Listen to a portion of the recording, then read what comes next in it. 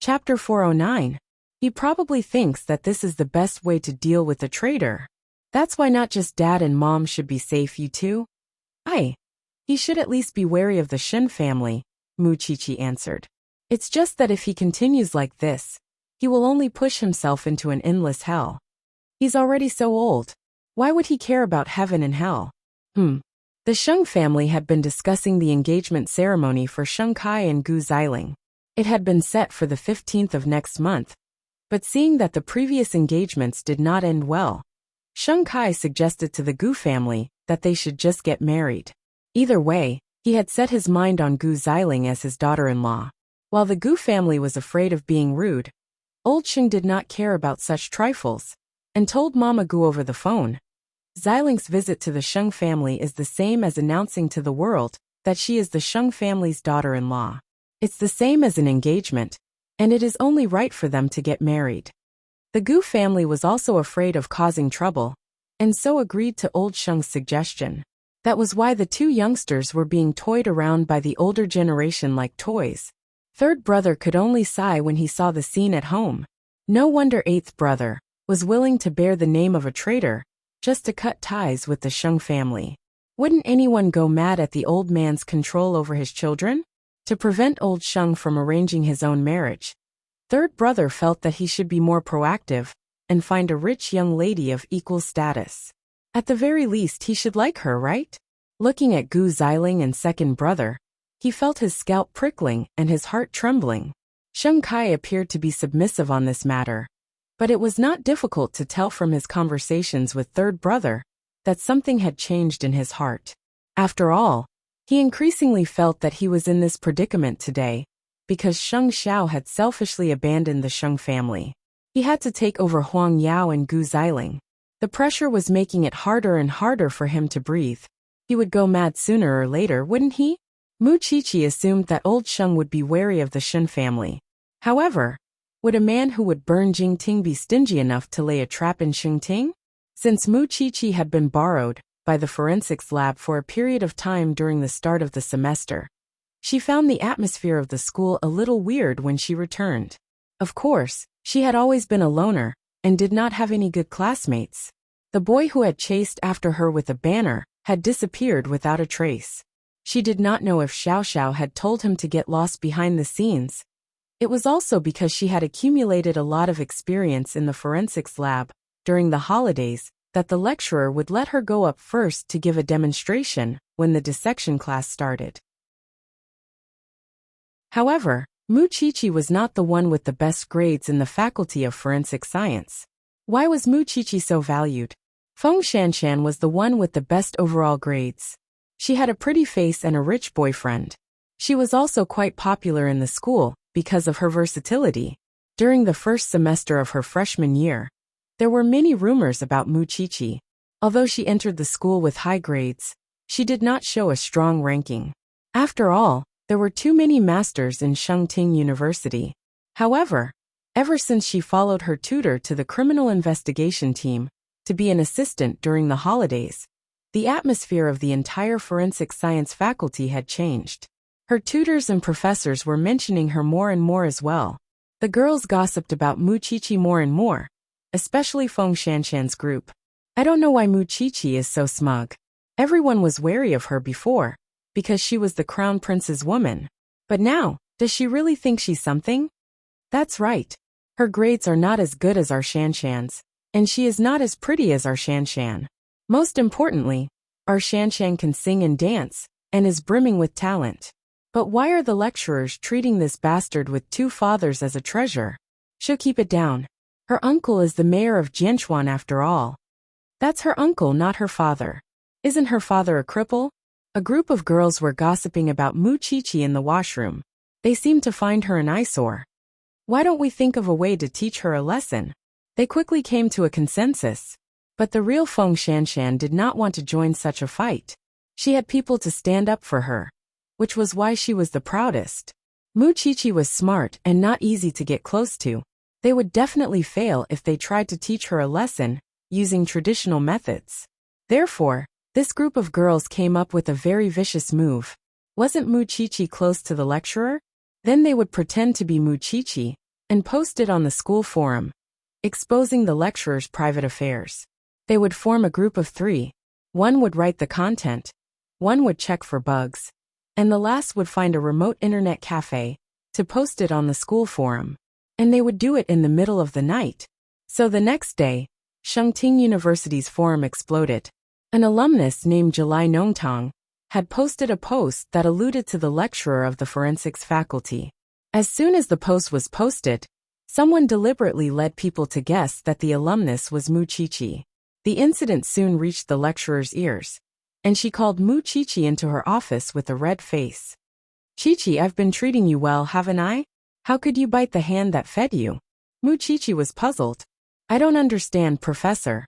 What do you mean?" The lecturer took out her phone and threw it at Mu Qiqi. "See for yourself."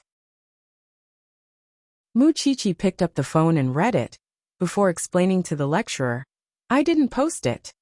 You're the only girl interning in the criminal investigation unit. Who else could it be?" The lecturer's face turned ugly. "Don't think that you can be so arrogant just because you're an assistant in the forensics lab. Go back and delete the post, and I'll forgive you this time." Mu Qiqi did not try to defend herself. She knew that it would not have any effect, and would instead make the lecturer hate her even more. So, she turned and walked out of the lecturer's office. "Oh, isn't that Mu Qiqi, who posted an attack on the lecturer on the school forum?" She was called to her office. The lecturer used to like her a lot, but now she must feel disgusted as if she had eaten a fly. Mu Qiqi did not say much, even as she listened to the discussions of her classmates. Still, there was an awkwardness between her and the lecturer when she returned to class.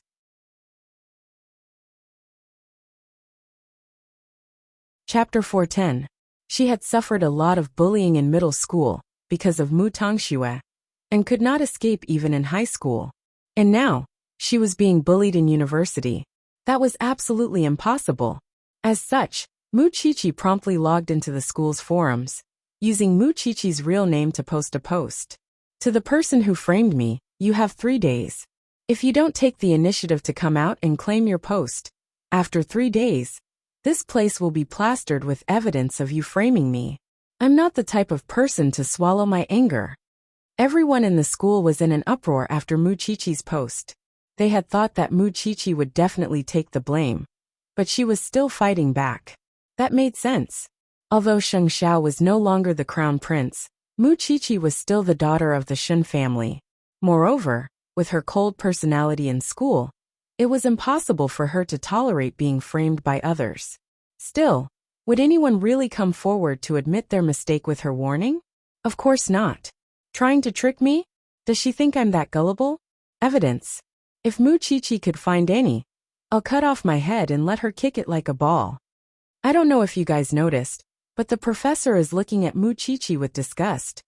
Of course. Why doesn't she see how smart our plan is?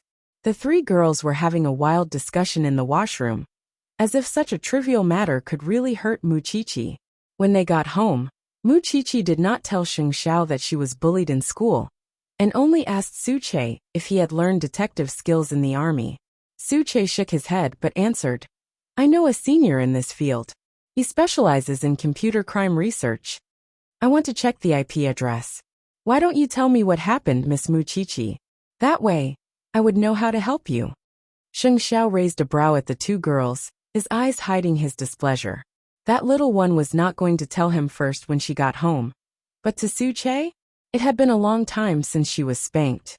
Mu Qiqi paused for a moment, but still told them about what happened in school.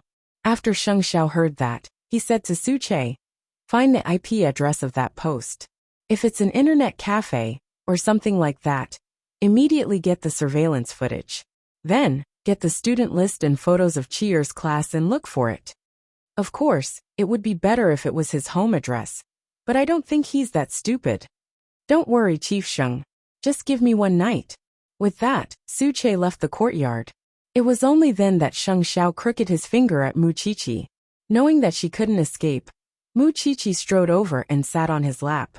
However, Sheng Xiao simply pressed her upper body down and slapped her butt twice. "The first thing you do when you get home is to look for Su Che, right?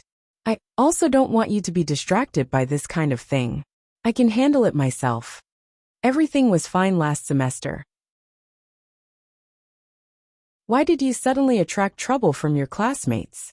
I've been a loner in school and rarely interact with others. Moreover, you're not the crown prince now. Those people must have found me an eyesore and are trying to frame me. Muchichi answered. I didn't keep it from you on purpose. I just thought that you would make a mountain out of a molehill. You're so powerful that even Sheng Ting would tremble if you make a move. It would be even harder for me to keep a low profile then. Sheng Xiao said nothing. Not only would he trouble Qi, he would also thoroughly investigate if the Sheng family had anything to do with it. You want to keep a low profile when you're my woman? Sheng Xiao teasingly straightened her body. Teach those people a lesson. I've always been the one humiliating others. No one could humiliate me. That's you. You and I are one. We are one. Holding back her laughter, Muchichi quickly raised her hand and swore. From now on, I'll tell you immediately no matter how big or small it is. It's good that you know. With those words, Sheng Xiao patted Muchichi's butt. Go. I still have documents to read. Muchichi nodded and kissed Sheng Xiao on the cheek, before leaving his legs in satisfaction. Su Che did not fail his mission. In just one night, he had not only obtained the IP address of the culprit, but also obtained the surveillance footage of the internet cafe. He had also successfully verified which of Muchichi's classmates had caused such a ruckus. The next morning, Muchichi smiled when she saw what Su Che had sent her. Looks like you're a strengthened version of Jing Yun. You're as fast as Jing Yun, and you're even better than Jing Yun. You're the one Xiao Xiao chose after all. Su Che said nothing and simply stared at Sheng Xiao. Noticing that he was tired, Sheng Xiao told him, Go back and rest. You don't have to report to me in the morning. Thank you, Chief Sheng. Having gotten the evidence, Muchichi had an idea of what those people were up to. Still, most of the students in the school were doubtful that Muchichi could find the culprit. Most of them believed that she was pretending to be innocent to divert attention, because things had gotten out of hand. But the truth was that it was all a show she had written and directed herself. Of course, Muchichi did not show it immediately even though she had gotten the evidence. She would have to wait until the third day for things to get interesting. As expected, there was no reaction under Muchichi's post even after 2 days. The culprit was fearless, and Muchichi probably could not find any evidence either, could she? I really want to know if Muchichi could really produce evidence tomorrow. How could she clear herself of insulting a student like her mentor? Muchichi was now the target of public criticism. That post was simply too powerful. And it was understandable for students to attack each other, since it was the impulse of youth. However, her mentor had always been so kind to Muchichi. How dare she humiliate others behind her mentor's back? There was no way she could clear herself of such a thing. Over the last 2 days, her mentor's expression was as ugly as ever, especially when she saw Muchichi. It was as if the fire in her heart was suddenly ignited. She could not hold back her sarcasm in her words. Everyone in the faculty was watching her make a fool of herself. After all, Muchichi was still acting so aloof even without the crown prince's support. It was no wonder that she was being taught a lesson. Muchichi should have her lessons outside the classroom from now on. Her mentor is in a bad mood for the entire class when she comes in. And we're in trouble too. That's right. I really don't know what she's thinking. Our mentor is so kind to her. Meanwhile, Feng Shanshan and the others were lifting brows at each other. They felt that their plan was a success when they saw how much everyone hated Muchichi. Chapter 411. That afternoon, halfway through class, the forensics lab sent someone to look for Muchichi. They asked her to help out at the forensics lab after class. Because of the shortage of manpower recently, the professor needed her a lot. But because of the post, Muchichi was mocked from all sides. You should call the professor at the forensics lab and tell him about Muchichi's situation. How can someone like her be the professor's assistant? Muchichi's tutor did not let her go this time. She warned Muchichi directly. You are a student after all. Since you are in school, you should focus on your studies. Don't go out every few days. How am I going to explain this to the other students? Teacher, the professor only told me when class is over. Are you going to control my time too? Wuxia retorted. Look at your arrogant attitude. You are just a freshman. Don't you know what humility is? The premise of respecting others is that they respect me too. Wuxia was neither humble nor pushy. If there is nothing else, I will leave first. Wait. Feng Shanshan and the other 4 girls walked towards Wuxia. You have really opened my eyes. You are born with 2 fathers from the start. We really can't afford to offend you, right? The teacher is educating you for your own good. But you are still trying to take advantage of me. Who gave you the courage? Wuxia's expression was not as calm when she saw them walking towards her. But she laughed. Your house is in the south of the city. The internet cafe is in the north. It is a 3-hour drive. You are really generous. The girl's expression changed when she heard that. But Wuxia did not say anything else. She turned and left. What did she say to you? You are so scared. Did she threaten you? The girl shook her head. She thought about it carefully and felt that Wuxia was trying to trick her. Wuxia did not have any evidence at all. Otherwise, if she knew that she went to the internet cafe in the north of the city, why didn't she just post the evidence? She was clearly trying to scare her. So she felt at ease and continued to think of another way to frame Wuxia. And their mission was to chase the annoying Wuxia out of Shengting University. After class, Wuxia went to the forensics lab to help the professor examine the newly discovered dismembered body. When the professor saw her, he asked, Did you suffer from campus violence? Wuxia was stunned for a moment before she smiled. Professor, do you still care about this? You're actually very gentle. You just don't like to interact with others. In the eyes of others, you're a little unsociable. Plus, your relationship problems have given you a halo, so it's normal for you to be ostracized. The professor answered Wuxia's question as he pieced the corpse together. Then, Professor, do you also think that I'm the kind of person who posts on the internet? You have classes in the day and come to my forensics lab at night. When you go home, you have to spend time with your boyfriend. I really can't think of any other time for you to do such things, the professor replied. Just solve it properly. Don't worry too much about it. Professor, how did you know? Your tutor called me and asked if I wanted to change to a student with better grades. Wuxia was helpless after hearing that.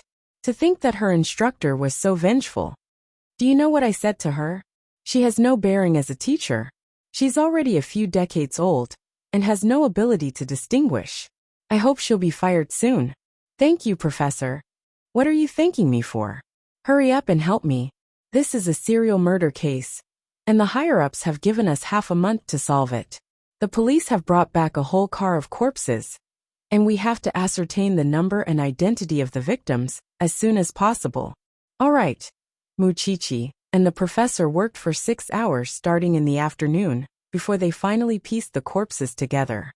There are 2 males, 2 females, and a child. In other words, a family of 5 was killed. At the moment, we're missing the heads of the 5 corpses, the right hand of the male, and the internal organs of their bodies. It's as if they were slaughtered fish, completely hollowed out. The way the corpses were cut open is also very strange. It's not from the front, but from the side. The professor nodded when he was done reading and told Wuxia, You've worked hard today. Go home. I'll handle the rest. Wuxia nodded, packed her things, changed her clothes and left the team. Outside, Sheng Xiao was driving his little one to get off work. Why are you here all of a sudden? I called you but you didn't answer. It's a big case, and I've been piecing the corpses together all afternoon, so I didn't pay attention. Wuxia replied. How did the school react today? Wuxia did not dare to be rash when she remembered her promise to Sheng Xiao yesterday.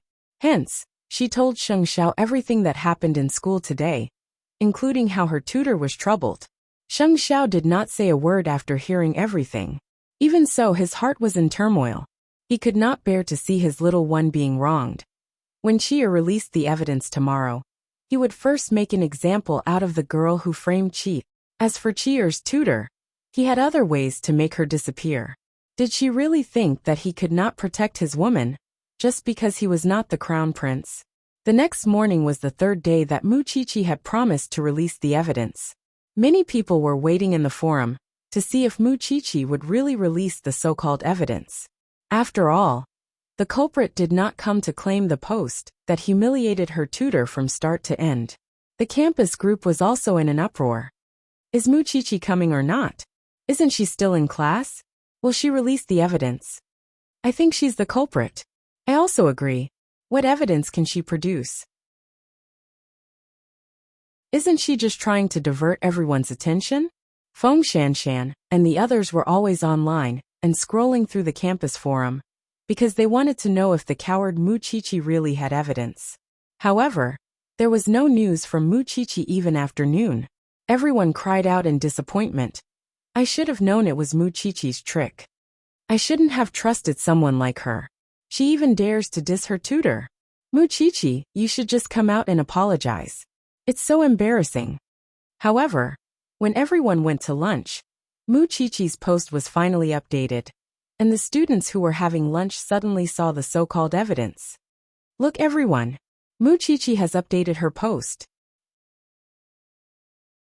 Chapter 412. Then, the IP address of the poster was shown, followed by the address of the internet cafe where the IP address was located. Then, the video of the culprit entering the internet cafe to post the post was shown. Muchichi was also considerate enough to show the high-definition photo of the girl and the name list of the forensics faculty. That way, everyone would have an idea. What was even more ridiculous was that the video of the girl posting in the internet cafe was zoomed in, while her body blocked part of the video. The nickname was clearly the one who had insulted the lecturer. The truth had suddenly been revealed in broad daylight. Damn, this is irrefutable evidence. Muchichi actually managed to find it. So Muchichi really is innocent. That's amazing. Full marks for Muchichi's counterattack. Those who were watching the show were completely satisfied after seeing Muchichi's evidence with their own eyes. After all, it was in line with the audience's mentality to watch a good show. What was even more unexpected was that Muchichi did not care about the reputation of the culprit at all, and directly zoomed her photo and name on the computer screen. It was hard not to notice. Feng Shanshan and the others' expressions changed at once when they saw it. The culprit who was posted on the school's website quickly covered her face and left the cafeteria to return to her dormitory. It turned out that what Muchichi said yesterday about the incident in the north and south of the city was true. She had the evidence, but she did not release it immediately, and was waiting for them to let their guard down. The girl felt a chill down her spine at the thought. How was she going to stay in school now that the matter was exposed? What should she do? The lecturer looked embarrassed when she saw the result. She had really lost her head in a moment of anger, which was why she really thought that Muchichi was the culprit, and even called the forensics lab's professor. The shame in her heart was pouring out uncontrollably. How could this be? How am I going to face this student in the future? That afternoon, Muchichi went to class as usual. However, the girl who posted the post was not in the classroom, and the lecturer was even more embarrassed than before when she saw Muchichi. Only she knew the reason. The lecturer wanted to find a chance to apologize to Muchichi, but Muchichi did not seem to care about her. After class, Muchichi wanted to go to the forensics lab again, but was stopped by Feng Shanshan and the others. Muchichi, you really are a scheming B***tch. Why didn't you release the evidence when you had already collected it? Why did he have to wait for 3 days? You're just playing to the gallery, aren't you? Muchichi looked at the two of them, and Feng Shanshan behind them and smiled. I can release them whenever I want. Why? You want to be my boss? Don't get too full of yourself. Just wait and see. With that, the three of them were about to leave, but Muchichi stopped them. I've seen the writing style of the post, and the girl's writing style. I don't think it was written by one person. There should be room for further investigation. What do you think? Muchichi asked. Feeling guilty, the other two hastened their steps and left. It was then that the instructor approached Muchichi and said, I'm sorry, Chichi. I've wronged you. That's fine. The professor didn't believe it anyway. Muchichi replied sarcastically. Sure enough, the mentor's expression was extremely ugly. Now that it's out in the open, What do you want to do with that classmate? It's up to the school to decide. I don't have that much authority, and I still have to go to the forensics lab. Goodbye, teacher. What a tough bone. It's so hard to chew. After all, the instructor never thought that Muchichi could be so stubborn. Meanwhile, Feng Shanshan and the others quickly comforted the girl who was hung when they returned to the dormitory. It's fine, it's not a big deal. I'll get my dad to talk to the principal. He can get a lighter punishment for this. But it was the idea of the three of us in the first place, the girl said, sobbing on her bed. The girl sat on the bed and cried while saying, "Why do I have to bear the consequences alone after it happened? Well, everyone's scolding you anyway. If you expose us, you'll be scolded by 3 people. We can't stand that little bitch Muchichi. And if we're all exposed, how are we going to deal with her in the future?" It was true that 3 people make a tiger. And the girl who posted the post was clearly the dumber one, and was used as a gun by the other 2. Of course, Feng Shanshan was the smartest person in the matter. She did not have to do anything, and just watched as others risked their lives for her, and might even be punished. It was a pity that the matter would not be over so easily, going to the principal to settle things. This time, it was up to Xing Xiao to play a more advanced trick behind the scenes. The incident kept spreading on the school's website, and the girl did not show up for class for 2 days. They were all in a small group, and the other 2 went to and from class as usual, as if nothing had happened. Of course, they kept their promise, and asked the parents to talk to the principal. Framing a classmate could be severe or light, and could be exempted from punishment, as long as one could find a suitable excuse. That was why the principal was very straightforward in his reply. But no one expected that Xing Xiao would do the same as Feng Shanshan and the others. Of course, he did not show up in person, and instead sent Su Che to deliver his and Grandpa Shun's verbal message. The principal was about to turn off the lights and go home, but an important guest came to visit. Soon, Su Che entered the principal's guest room, and the principal breathed a sigh of relief when he saw that it was a young man. He asked, "What can I do for you, sir?" "I'm Xing Xiao's assistant." Su Che introduced himself. The principal knew at once that he was here for Muchichi, but Xing Xiao was in an awkward position now, and he was no longer the crown prince of Huangyao. He could not intimidate others. "Well, what can I do for you? I'm sure you won't be lenient with Muchichi's case because of a friend's request, will you?" Su Che asked. "Well, it's actually not that serious. Moreover, the girl has received the punishment she deserves now that the matter has been exposed. It seems that the headmaster is not afraid of Mayor Shun and our old chief. Muchichi is the granddaughter the old chief dotes on the most, and the mayor and Muchichi are like father and daughter. I came here today because the Shun family asked me to. Of course, the most important thing is my boss, Xing Xiao." "Well, what do you mean, Mr. Sheng? Are you going to punish her severely?" The principal's gaze was rather frivolous. Clearly, he could care less about the Shun family. But what about Xing Xiao? There was nothing to be afraid of, was there? Chapter 413. Of course I don't mean that. Well, have you heard of Zhongting, headmaster? Su Che asked the principal again. The principal paused and said, "It seems to be a rising military enterprise. If you've heard of Zhongting, why aren't you afraid of Xing Xiao? I think you should be more wary." With that, Su Che took out a photo of Xing Xiao and secretary he playing golf together. The principal jumped in surprise when he saw it. Why isn't there any news from the outside? Because Chief Sheng is keeping a low profile. But even if he is, I hope that you'll treat him with respect. What do you think? Of course, you could insist on your own opinion, and not believe what I say. Although it would be a little awkward when the time comes. It would be weird if the principal did not understand such a strong threat. Our CEO Xing doesn't need special treatment from you. As long as this matter is dealt with according to usual practice, it will be fine. I understand. The principal quickly whipped out a handkerchief and wiped the sweat off his forehead. After all, he knew very well that the Shen family and Zhongting would be the most prominent family in Jianchuan in the future. Moreover, the frightening thing about Xing Xiao was that he could turn something rotten into something magical at any moment. Moreover, Chief Xing doesn't want the outside world to know his identity, and hopes that you can keep it a secret, headmaster.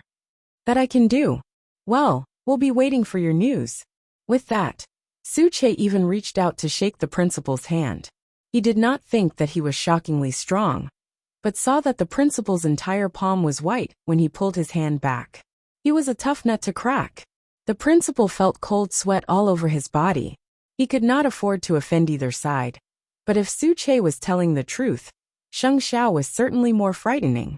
This matter must be handled properly. Feng Shanshan's clique thought that they had already spoken to the principal, and all they did was find an excuse to apologize and say that it was April Fool's Day in advance. They did not think that the matter would blow up so much, and would cover it up a little. Even so, would things really go as they wished? Don't worry, Nuanyuan. We've already arranged things for you with the principal. After this matter blows over, no one would notice you. The girl called Nuanyuan believed in her best friend. However, the school still had to make a decision on the punishment. They had thought that the matter would be swept under the rug with an apology. However, the female student had framed a fellow student and caused a huge negative impact, tarnishing the reputation of her faculty. That was why the school had decided to give her a demerit, and she would have to publicly apologize to Muchichi and the teacher involved. A demerit was tantamount to a stain on a student's record. Therefore, the school would not consider students who were punished for any further studies. After seeing this result, the small group was dumbfounded. Hadn't he already gone to work with the principal? Why did it still become like this? When this result came out, the girl named Nuanyuan completely lost her balance. It was clearly the idea of the three of them, but now she was the only one who had to take the blame. The other two knew that she was upset, so they tried their best to flatter her. However, no matter how prepared they were, they could not prevent Nuanyuan from returning home. Could they? She cried and told her parents what had happened. Her parents slapped her twice. Are you crazy or stupid? How could you do such a shameful thing and take the blame for the other two girls? They are clearly using you. Can't you see? Moreover, you still have to do such a low-level thing like framing a fellow student. You wasted my money to get into such a good school. Go apologize to Muchichi. Also, don't hang out with your small group anymore. Make this matter public, and no one will have a good ending. Let my daughter take the blame alone? What kind of rubbish parents taught a rubbish daughter? All in all, Nuanyuan thought about it all night, and felt that her parents' words made sense. Why should she be the only one crying when something happened? Moreover, she had noticed more than once that the other two and Feng Shanshan were having fun behind her back, never caring about her feelings. Instead, it was better for everyone to be sad. So the next morning, Nuanyuan was waiting for Muchichi at the school gate. When he saw Muchichi coming in from the school gate, he walked up to her and said, Muchichi, I'm sorry about this. I apologize to you. Muchichi looked at her, and then at her parents behind Nuanyuan. So her parents came with her. Perhaps that was why she had the courage. The punishment is out. I have gotten my justice. Since you have apologized, I won't pursue it anymore, Muchichi said honestly. I just hope that you won't do such senseless things in the future. You are an adult now. Be more mature. I understand. I will give you an explanation, Nuanyuan said sincerely to Muchichi, and returned to her parents' side. Then, she posted the video she had recorded at home on the school's website. The framing of Muchichi was actually planned by me and the other two girls. At that time, we just couldn't get used to Muchichi's arrogant look, so we wanted to teach her a lesson. I never thought that things would develop to this point, and that I would be directly exposed. Perhaps this is what they mean by, if you don't want people to know, don't do it. I'm posting this video today not to shirk my responsibility, but to the other two masterminds, please step forward and say a few words.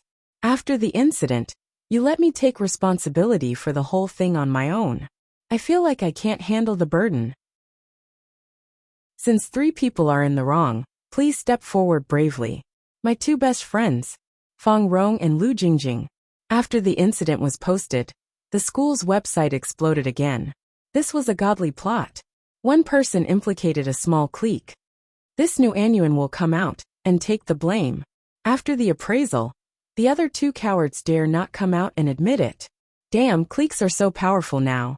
They don't even need to resort to such lowly means to bully people. The freshmen are so free. The other two girls almost exploded when they learned that they had been exposed. None of them expected Nuanyuan to have such a trick up her sleeve. And Feng Shanshan, whom they had been supporting, was nowhere to be found. Chapter 414. Mu Qiqi saw what happened to those three, as well as the disdain the entire school had for them. That was probably Nuanyuan's so-called explanation for her. However, Mu Qiqi did not have the time to waste on them, because there was new development in the case of the family of 5 that was wiped out. The 5 people only appeared to be a family, but after a DNA check, it was found that they came from 5 different families. However, the police did not receive any missing person reports around the area where the bodies were found, so the case became even more mysterious. The fact that the 3 of them could deal with each other when they fought each other was a relief for her, and she did not have to do it herself. Still, everyone was standing up for Feng Shanshan, but she was indifferent when her friends were in trouble. She went to class as usual, but this time, her follower seemed to have changed.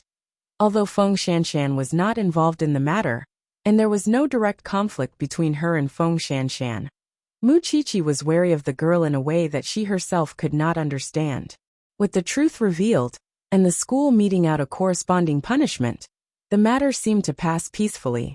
However, a few days later, the tutor of Mu Qiqi's class informed the students that she was pregnant, and that she was planning to quit her job and go home to nurse the baby. Mu Qiqi found it very sudden, and could not help but think about what happened this time. Finding it very strange, Mu Qiqi asked Sheng Xiao when she got home, "Xiao Xiao is my tutor." "That's your tutor's own decision. She has a guilty conscience." Sheng Xiao answered Mu Qiqi, "She must have heard something from the principal, so she's afraid." "Have you been to our school?" "No." Sheng Xiao answered without looking up. "Then Su Che must have been there. Otherwise, the matter with Nuanyuan's clique wouldn't have been resolved so smoothly." Mu Qiqi figured out the connection. Yeah, Sheng Xiao never hid his love for Mu Qiqi, and there was no need to hide such things from the little one. Still, he had to carefully investigate whether Feng Shanshan was in contact with the Sheng family. The next day, the new tutor was already in place, and the 3 girls who had caused trouble for Mu Qiqi had all applied to change faculties, probably because it was too embarrassing. Right now, Mu Qiqi's main focus was on the 5 corpses. Who were those headless corpses? What kind of grudge did the murderer have against them? Most importantly, how perverted was the murderer to kill 5 people and make a family out of them? When class was over, Mu Qiqi rushed out of the school. However, Feng Shanshan stopped her and whispered into her ear, "I'm not done with you about my friend. How is it going to end? You'll find out soon," the man said, brushing past Mu Qiqi. However, Mu Qiqi did not respond to her. Feng Shanshan was a person who strived to be first in everything. She was aloof and proud. She always watched others fight for her, while she was too lazy to do anything herself. Compared to that, it was really terrible. There was no need to mention how bad her popularity in school was. If she really went against Feng Shanshan, wouldn't she be screwed to death?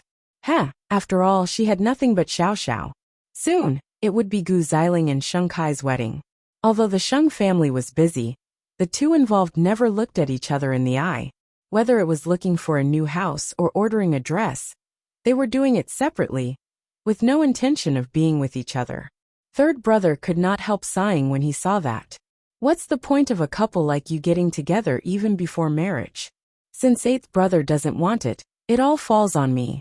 Sheng Kai answered his younger brother. You could refuse like 8th brother, and then my house would be burned down. Sheng Kai laughed mockingly. Actually, it's not that bad. At least, Gu Xiling is beautiful, and there's something redeeming about her. Third brother shook his head, feeling upset inside. That was why he wanted to have a drink with Sheng Xiao. Second brother, if there's really no way to change things, you could cultivate your liking for Gu Xiling like before. Sheng Kai shook his head. Before, he did not know Gu Xiling's heart because he did not know her well. Now that he knew, He could only marry her and keep her as a vase. Or was he supposed to open his heart to Gu Xiling? Knowing that Sheng Kai did not want to get married, Gu Xiling came to him a week before the wedding. I know you don't want to be with me either. It's too much to force us to get married. That's why I want to come to an agreement with you. What's the agreement? Either way, your grandfather wants you to marry me, so that our families can use each other's background to carry on the family line. After we get married, we should have a child as soon as possible. And when the child is a year old, we would divorce amicably. The child would belong to the Sheng family, and you could find a new mother for the child. That way, you wouldn't have to look at me for the rest of your life. Sheng Kai did not say a word as he read the agreement, but it was clear that he was thinking seriously. I don't want an answer now. I'll give you time to think. I'm just afraid you wouldn't be able to get a divorce when the time comes, especially if you have a child. That was Sheng Kai's concern.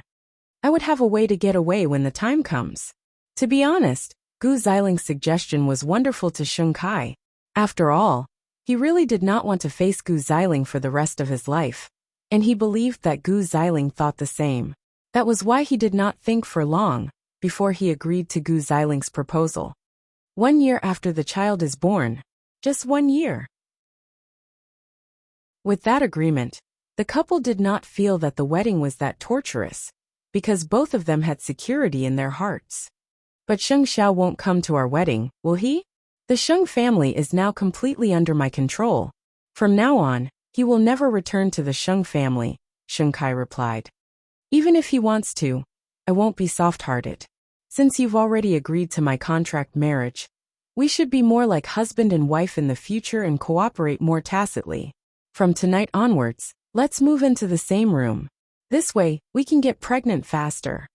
Usually, a girl would be very secretive or embarrassed to ask a boy out. But Gu Xiling did not hide it at all. There was only one reason. Chapter 415. Why would I reject you if you don't mind being a girl? The saddest thing in life was to be forced to live together despite knowing that they would become an unhappy couple. Every cell in Gu Xiling's body would reject the thought of kissing and sleeping with someone she did not like. She was even a little disgusted, but she had hoped that Sheng Xiao could help her. But Sheng Xiao was willing to abandon the Sheng family and have nothing to do with her. That was why she was in her current predicament. Wasn't that man hateful? How hateful? That night, Sheng Kai packed his things and moved into Gu Xiling's room. Old Sheng was delighted when he learned about it. He was naive enough to believe that he had brought them together. Even so, third brother could tell from his brother's expression that he and Gu Xiling must have discussed it or made a pact. Otherwise, why would Gu Xiling be willing to share a room with second brother when she could not be bothered to look at her brother 2 days ago? It did not make sense. Feeling depressed, third brother drove to Sheng Xiao and Mu Qiqi. While Papa Sheng and Mama Sheng were resting, the three of them drank in the garden. I saw second brother moving into Gu Xiling's room tonight. It seems that they are sharing a room. Didn't you say that second brother likes Gu Xiling? Third brother shook his head even as he sipped on his red wine. I could tell that second brother liked Gu Xiling at first, but it was probably only because of her looks. Later, Gu Xiling gradually revealed her arrogance and aloofness, and showed disdain and contempt for second brother. That is why second brother's heart slowly turned cold. Those two are really weird. Mu Qiqi was silent for a long time after listening to third brother's description. Are you worried for yourself, third brother? She asked after a long time. Both old Sheng and second brother have changed a lot in the family. I don't know if it would be my turn in the end. From now on, we'll help you keep an eye out for good girls. This way, you can at least take the initiative. Little sister-in-law, don't say that. I've already thought about this. In the future, if there are any family banquets, I'll try my best to join them. Wouldn't it be perfect if I met the right woman? With that, third brother chuckled. Second brother's wedding is on the 15th. You won't be at Sheng Mansion then. I wonder how the old man will slander your family that day. Whatever, Sheng Xiao answered casually. That's true. You even allowed rumors of being bullied by 3 aristocratic scions to spread, let alone the genuine humiliation from the Sheng family. Third brother drank a lot in the yard that night. He was so drunk that he lost consciousness. Sheng Xiao asked Su Che to send him home, and it was Sheng Kai who came out to pick him up. Sheng Kai had never seen Su Che before.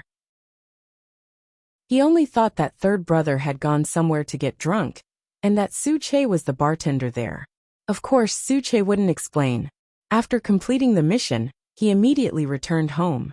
Second brother, aren't you in the bridal room? Helpless, Sheng Kai had the butler send him back to his room. Still, when it came to the bridal room, he and Gu Xiling hadn't taken that step yet. After all, there was still a barrier in their hearts. Spring in Jianchuan was still chilly. After Mu Qiqi finished her bath, she returned to the bed reeking of alcohol, and threw herself into Sheng Xiao's arms. Seeing that he was not asleep, she said, "Actually, third brother is blaming us a little. Every time he comes he would complain about the Sheng family, but I could tell that he still thinks that the change in the old man and second brother is because you left the Sheng family. Why should I bear such a burden?" This time Sheng Xiao lay on the bed. He did not use his hands and feet on Mu Qiqi like before, nor did he tease her. Instead, he asked Mu Qiqi in return with a low voice, as if they were any other husband and wife, having a casual chat before bed. "Don't you regret leaving the Sheng family at all?" "Why should I?" Sheng Xiao asked. "Are you out of your mind? Would you be willing to let your husband shoulder the responsibility of the Sheng family now?" Mu Qiqi shook her head. "Of course not. You're working so hard at Huang Yao, and the old man is controlling you in every way possible. The rest of the Sheng family thinks that it's only right for you to do so, and I certainly wouldn't let you go back. Then why are you blabbering?" "I'm just..." This time, Sheng Xiao did not wait for Mu Qiqi to finish. He pinched her chin and said, "The only person you have to feel sorry for in this world is me. Don't even think about the other messy things. Strike me first if the heavens strike you. Strike me first if the heavens strike you. I'll be content as long as you stay by my side." At those words, Mu Qiqi abruptly bit Sheng Xiao's chin. "What heavens strike you? Tui, don't feel guilty for the choices of others. Fate can be resisted, but it depends on whether you're willing to pay the price. When you talk about teaching, you're really good at it." Sheng Xiao abruptly opened his eyes at that. "You don't like me preaching? Then let's do something else." Over the last 2 years, the little one still had kindness in her bones no matter how much she had grown. She would feel insecure over the misfortune of others. That was something he could not teach, just as he did not want to change Mu Qiqi. It was fine if Chi'er was kind, but he could be ruthless. Moreover, Chi'er's kindness was not blind obedience or Virgin Mary. The next day, since it was the weekend, Mu Qiqi was summoned to the forensics lab early in the morning. It was only when she arrived that she learned that Feng Shanshan had applied to study and observe as well. "Hello, Qiqi." Mu Qiqi nodded slightly and quickly changed her clothes at the professor's instruction.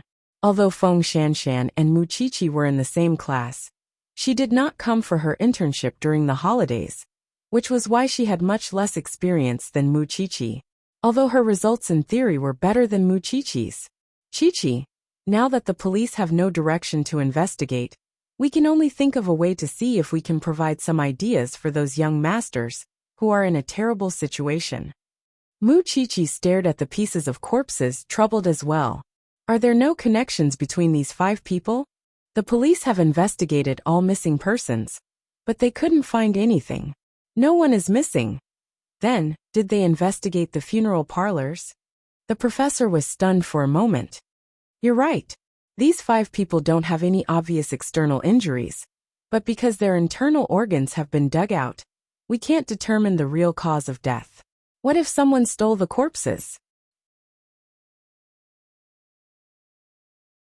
Chapter 416.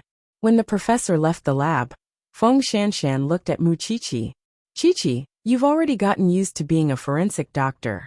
Mu Qiqi propped herself up by the pool and asked Feng Shanshan in return, "Didn't you say that you would make me pay for what happened to your companions? What's going on now?" "I didn't expect you to really take my words to heart." Feng Shanshan laughed. "Those 3 asked for it. I only threatened you in a moment of anger." At that, Mu Qiqi turned and approached Feng Shanshan. "I don't like being two-faced. I also think that it's better if we don't talk to each other. less we disgust each other. Don't you think? You're so petty. Muchichi did not reply, but the professor returned to the lab. Seeing the strange atmosphere between the two, he seemed to have noticed something. Those young masters have already started their investigation. I believe there will be results soon. I just hope that there won't be more piles of body parts. Professor, I have another discovery. Go ahead, the professor said to Muchichi as he washed his hands. Why are there only 2 adult males who lost their palms among the 5 corpses? And they lost their left hands. Is it possible that the murderer also lost his left hand? And because he was jealous of the intact bodies of these dead men, he chopped them off to vent his anger? I'll let the police join the investigation. Now let's check the body parts again, and see if we can find anything new. Feng Shanshan, come and help, the professor ordered. When Feng Shanshan saw Muchichi calmly walking around the corpses with a magnifying glass, she mustered her courage and went to the piles of corpses. However, no matter how much she did not want to admit defeat, she threw up in front of the pool after taking a look. It turns out that you're really a heroine. The professor could not help but praise Muchichi. It was the first time she saw such a disgusting scene, but she was surprisingly calm. Muchichi smiled and continued to look for clues and answers on the body parts. After vomiting, Feng Shanshan walked to Muchichi's side, but when she opened her eyes and looked at the headless corpse, she turned to the pool again and vomited. If you can't stand it, you can leave first. Feng Shanshan took a moment to compose herself and said, I admit that I'm not as good as you in that regard, but I'll surpass you soon. Muchichi did not have a good impression of Feng Shanshan. She even subconsciously felt that the girl carried some of old Sheng's arrogance, and the two were very similar. It seemed that he would have to suffer in the forensics laboratory in the future. In the evening, Su Che drove to the entrance of the criminal police station, with Sheng Xiao sitting in the back seat. Then he gave Muchichi a call. Muchichi changed and left. Feng Shanshan followed behind her. When she saw her get into Sheng Xiao's car, she sneered. The sarcasm in her eyes was very strong. The crown prince was supposed to be the pride of the heavens, but he was so smitten by Muchichi that he did not even want Huang Yao anymore. It was no wonder that old Sheng would pay her so much to keep an eye on Muchichi and report back to him. Be that as it may, Muchichi's daily study life was going according to plan, and there was nothing she could use against her. There was no telling why old Sheng would keep an eye on Muchichi. When Muchichi got into the car, she realized that they were not heading home, and turned to ask Sheng Xiao, Where are we going? I wanted to pick you up, but I got a call from Secretary He on the way to dinner, so I simply brought you along. Sheng Xiao explained. I know what kind of person Secretary He is, but is it okay if you bring me along? You're the eldest daughter of the Shen family. What's wrong with that? Sheng Xiao was completely unconcerned. Moreover, who would have an opinion about his woman? Muchichi nodded, and did not think much of it.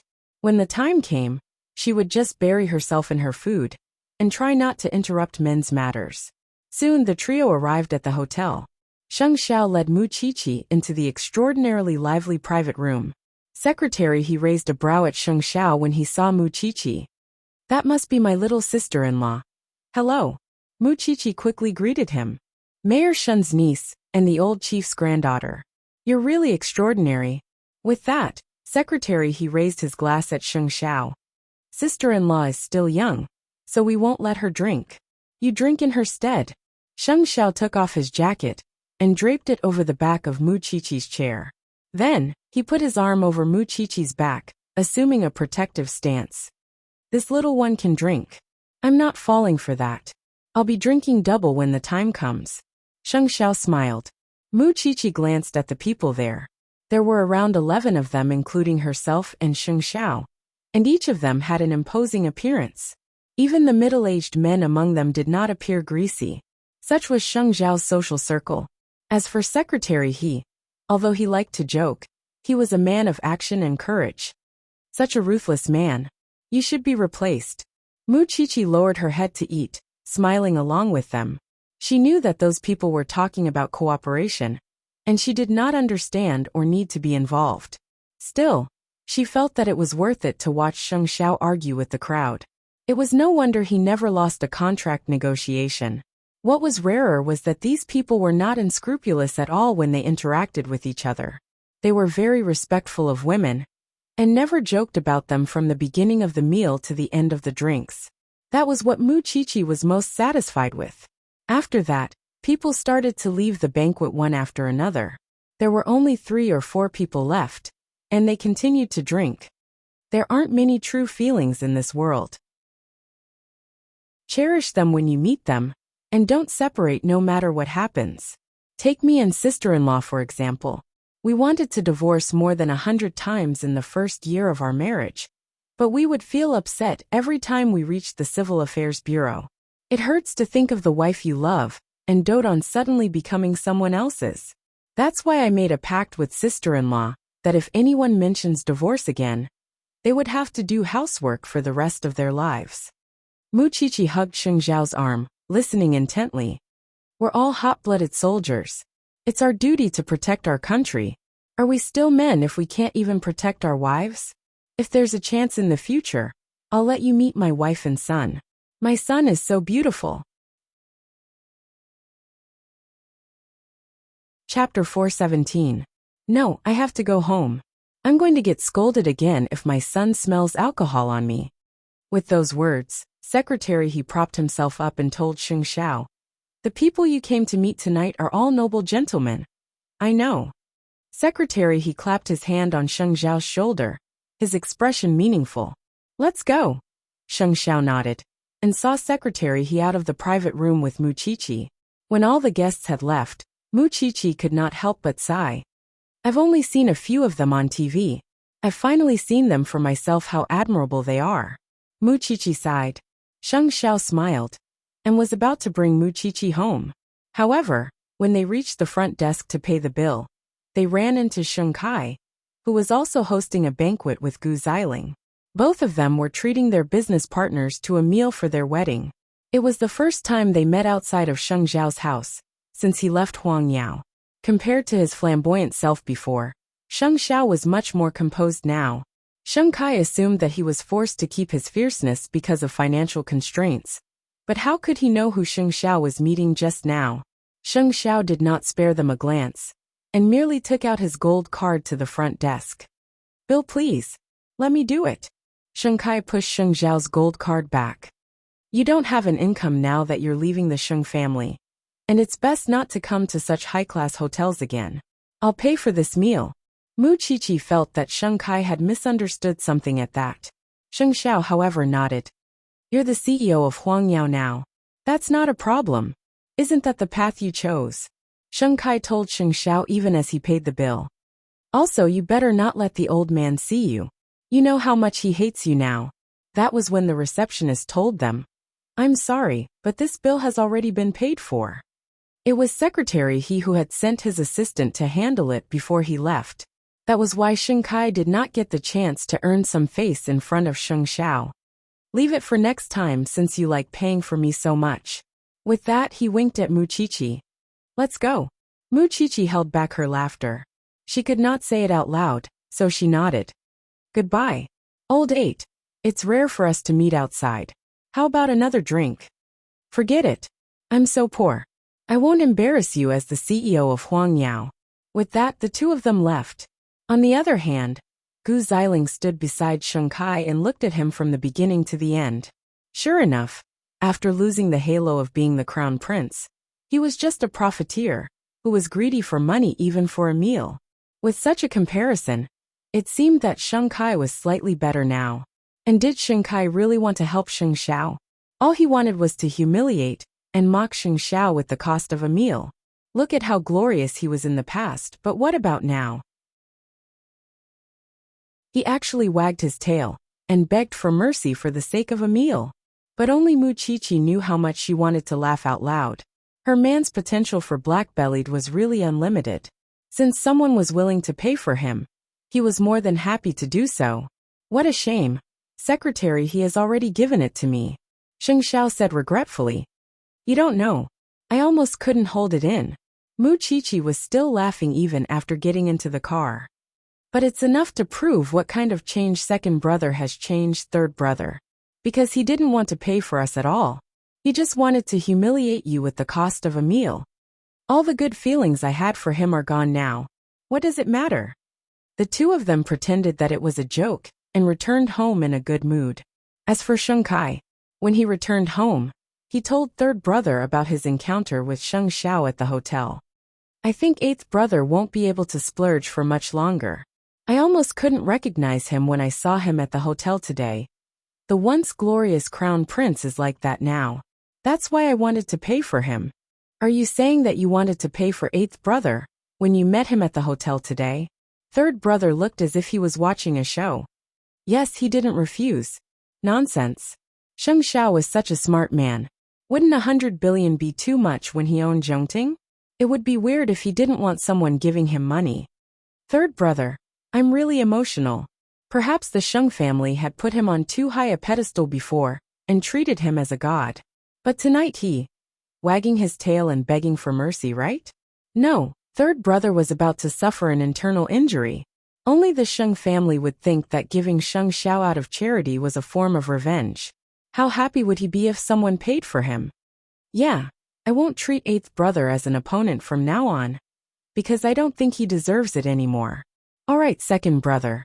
I know. I'm tired after a long day of work. I'm going back to my room to rest. Most of all, third brother felt that he would lose control and laugh out loud if he kept listening. Go. Sheng Kai simply assumed that third brother was protecting Sheng Xiao. That was why he couldn't listen to his nagging.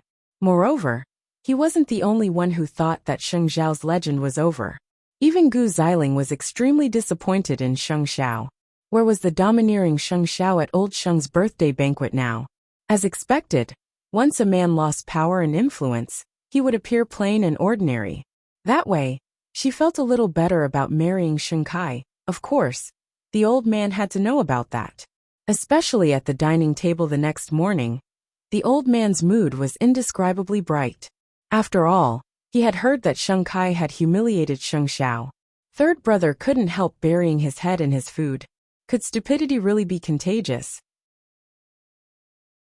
Your wedding is in a few days. Second brother, you should go to the Su family and invite fourth sister and Jing Yin to the wedding. You should also discuss their marriage in passing. Got it, grandfather. Sheng Kai replied. Meanwhile, Jing Yin had been busy filling the hole that Su Yihong and his son had left in Su Holdings. That was why he didn't pay much attention to Sheng Xiao, and could only listen to Sheng Minglan talk about it when he returned home every day. That night, Sheng Kai brought along Gu Xiling for a visit to the Su family with a gift and an invitation. Still, he appeared awkward because Jing Yin had once been close to the Sheng family. I hope you won't hold a grudge no matter what I've done before. After all, you're my brother-in-law now.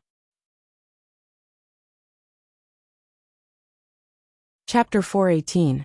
It would be best if you could let bygones be bygones. I'm just afraid that you would refuse to interact with us because of eighth brother. I don't think so, Jing Yin replied. Grandfather even said that he would discuss your marriage when the time comes. There was awkwardness in the Su family's living room for the entire night. Jing Yin had no intention of reminiscing with Sheng Kai, and Sheng Minglan did not like Gu Xiling either, which was why she did not say a word. In the end, it was the two elders of the Su family who dispelled the awkwardness, finding an excuse for Jing Yin and Sheng Minglan to leave. Eighth brother is no longer with the Sheng family, and second brother has become the CEO. But I have the feeling that the Sheng family is different now. Grandfather even had people burn down Jingting. Jing Yin turned to look at Sheng Minglan's dejected expression and hugged her. When the Su family is back on track, let's travel abroad and get married. Really? But Mom and Dad only want us to be happy, and don't want to have too much to do with the Sheng family. The only regret I have is that we can't give you a grand wedding, but we could find a small church abroad and have a wedding just for the two of us. Jing Yin's expression was serious, which reassured Sheng Minglan. Since Su Holdings is stable now, we should think of a way to help eighth brother. At that, Jing Yin put a hand on Sheng Minglan's shoulder and explained seriously. Listen to me, Minglan. I've been with him for over a decade, and Mu Chichi probably doesn't know him as well as I do. He doesn't need anyone's help, and don't believe the rumors out there. You can't imagine what the young master can do, and what he can do. That's why we have to take care of ourselves. That would be the greatest help to him. Is that really so? Trust me. That must be it. Sheng Minglan trusted him, which was why she nodded, feeling reassured. I'm just afraid that he would make a big fuss again. Now all of Jianchuan is mocking him. Just think about how a proud person like him would endure such humiliation. Based on my understanding of him, he must be hiding at home watching the show. That was why even Mu Qiqi had to admit defeat. After all, Jing Yin had been by Sheng Zhao's side for so many years, and no one in this world could match his understanding of Sheng Xiao. Then, do you want to attend my second brother's wedding? If you think you, of course I'm going. As the representative of the Su family, it was unreasonable for him not to go. Of course, the most important reason was that he felt that he would be able to watch a wonderful show at the wedding banquet. The circle of nobles had always been this realistic. Come to think of it, Lu Qianqian felt that she should spend more time to talk to Mu Qiqi. There were so many rumors about Sheng Xiao and Jianchuan, and Mu Qiqi was definitely in a bad mood. So Lu Qianqian got in touch with successor training early, and planned to drive to the Shin family. However, as soon as he walked out of the gate of Lu Enterprises, he saw Lin Mu, and leaning against the stone pillar at the entrance. Lu Qianqian's heart immediately soared. Why are you here? Isn't school starting? I'm on vacation, so I came out to see you, Lin Muan replied. I was going to see Mu Qiqi. Then I came at the wrong time. Lin Muan said in disdain even as he opened Lu Qianqian's car door. Lu Qianqian smiled, and only said when she saw that he had settled in. Say, why didn't your school train your body to be smarter? Stop fooling around. Let's find a place to park. I only have 10 minutes before I return to the team. Lin Muan explained. Just 10 minutes. Can't you go back to school earlier? How could I not worry if I don't see your ugly face? Lin Muan pinched Lu Qianqian's cheek. I'm relieved now that I see you. Still, little Pepper, you've put on quite a bit of weight after not seeing you for some time. Get lost. Lu Qianqian was furious. At the same time, she felt sorry for him. If you lack anything in school, just tell me. I'm your best friend after all. I can still help you with such a small matter. I'm leaving. Lin Muan took out a childish clay figurine from his pocket and put it in Lu Qianqian's hand. Then, he jumped out of the car and soon disappeared before Lu Qianqian's eyes.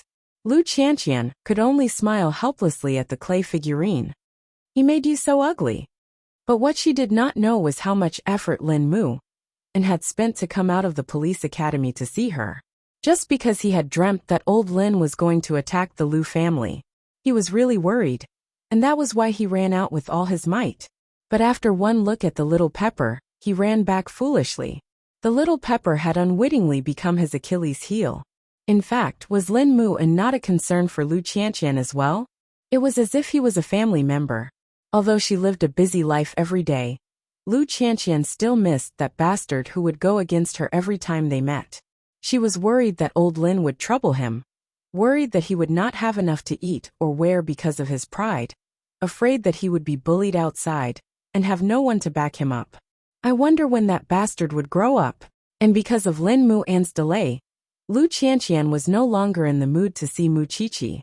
Soon, the wedding between the Sheng and Gu families was held grandly in Jianchuan. The marriage between the two families was naturally a grand affair with a hall full of guests. After the storm of Sheng Zhao's departure from Huangyao, the Sheng family welcomed their guests with a grand ceremony once again. And this time, the old man's hopes would not be disappointed. After all, Shengkai was different from Sheng Xiao. The venue for the wedding was very luxurious. Thousands of champagne roses decorated the wedding venue into a sacred manner. It was said that hundreds of millions of dollars were spent on the wedding. Gu Ziling's bridal gown alone was embedded with over 500 diamonds and was worth over 10 million. Such a scene was rare in Jianchuan. It was clear how much importance old Sheng placed on the wedding. In just a little over a month, he had created such a grand wedding. The Gu family was very pleased. Their daughter's grand wedding gave them great pride. Moreover, Her son-in-law was handsome and capable. Thinking about it this way, not choosing Sheng Xiao in the first place was the right decision. Of course, the guests were gossipy, and some of them were even talking about Sheng Xiao recently. Chapter 419. That's right. You all must have heard about the news of the crown prince being humiliated endlessly. I wonder if he would come to the wedding today. He probably won't. After all, he's the one making a fuss about leaving the Sheng family. It was inevitable that the guests would mention Sheng Zhao's name, and the old man's face naturally darkened at that. There's no such person in the Sheng family. I hope that you would respect the host today, and not talk about this irrelevant person at my grandson's wedding. Not at all. We're just saying that your second grandson is a talented young man. That's right. Huang Yao doesn't really need anyone. With Chairman Sheng's wise leadership, someone else could lead Huang Yao to glory all the same. Naturally, such polite words were better listened to. However, Sheng Kai still felt good when he heard that. The old man did not have to be so calculative. Instead of saying that he was refusing to talk about Sheng Xiao, it would be more accurate to say that he could stomp Sheng Xiao into the mud. Jing Yin and Sheng Minglan only arrived at the hotel when the wedding ceremony was about to begin. Though the old man was embarrassed, he had to greet them. Jing Yin, fourth sister, grandfather. Sheng Minglan greeted the old man a little awkwardly. You two should get ready after second brother's wedding. Do you like such a wedding? I'll prepare a grander one for you then. No need. Su Holdings is very busy these days, and Jing Yin and I could just travel and get married. Sheng Minglan refused. The old man did not say much when he saw that the two were not appreciative. He was just being polite anyway, because he knew very well that he would not get on Jing Yin's good side, even if he wanted to announce his relationship with the Su family. That being the case, he was actually relieved that they did not have a wedding. Let's go in. The wedding ceremony is about to begin. Jing Yin led Sheng Minglan inside, when some of the guests were pointing at him. He used to be the crown prince's assistant, but he's now the third young master of the Su family. Sheng Xiao is already in such a state, but he's not going to help him. How heartless. You don't know, but Jing Yin is already married to fourth sister of the Sheng family. Since he's the Sheng family's son-in-law, he should have some scruples. Jing Yin said nothing, but Sheng Minglan turned to glare at the gossipy women. Soon, the wedding ceremony officially began. All the guests held their breaths as they watched Gu Xiling walk down the red carpet in her wedding gown, which was worth tens of millions. The two of them looked so affectionate, because Gu Xiling suddenly realized that Sheng Kai was the strongest man in the Sheng family right now. As for Sheng Xiao, he could go to hell. That was why she was willing to marry Sheng Kai today. It was a complete change from her initial reluctance to be with a man who loved her. Perhaps when the time of the contract was up, she would be the one unwilling to be the one to leave. After the ceremony, old Sheng was invited to the stage to say a few words of blessing for the newlyweds. And the first thing he said was that he had been blind. I was blind in the past. I didn't notice such a good grandson. I raised an ingrate for more than 20 years, and almost picked the wrong couple. Here, I want to apologize to my grandson and granddaughter-in-law. From now on, I only hope that the two of you could work hand in hand and tide over the difficulties together, and have a few more children, so that I could enjoy the joy of playing with grandchildren. Of course, if anyone dares to provoke my grandson or bully my granddaughter-in-law, these old bones of mine would be the first to fight them to the death. I have to say that second brother is the greatest contributor to the Sheng family and the hope of Huang Yao's future. I have placed all my hopes on the newlyweds. The old man's words had basically wiped away all of Sheng Zhao's contributions to Huang Yao. He really knew how to be a heartless grandfather. Jing Yun, let's go. Sheng Minglan could not help roaring inwardly at that. Tired? Yes. Then I'll take you to greet the newlyweds. With that, Jing Yun led Sheng Minglan to Sheng Kai and Gu Xiling.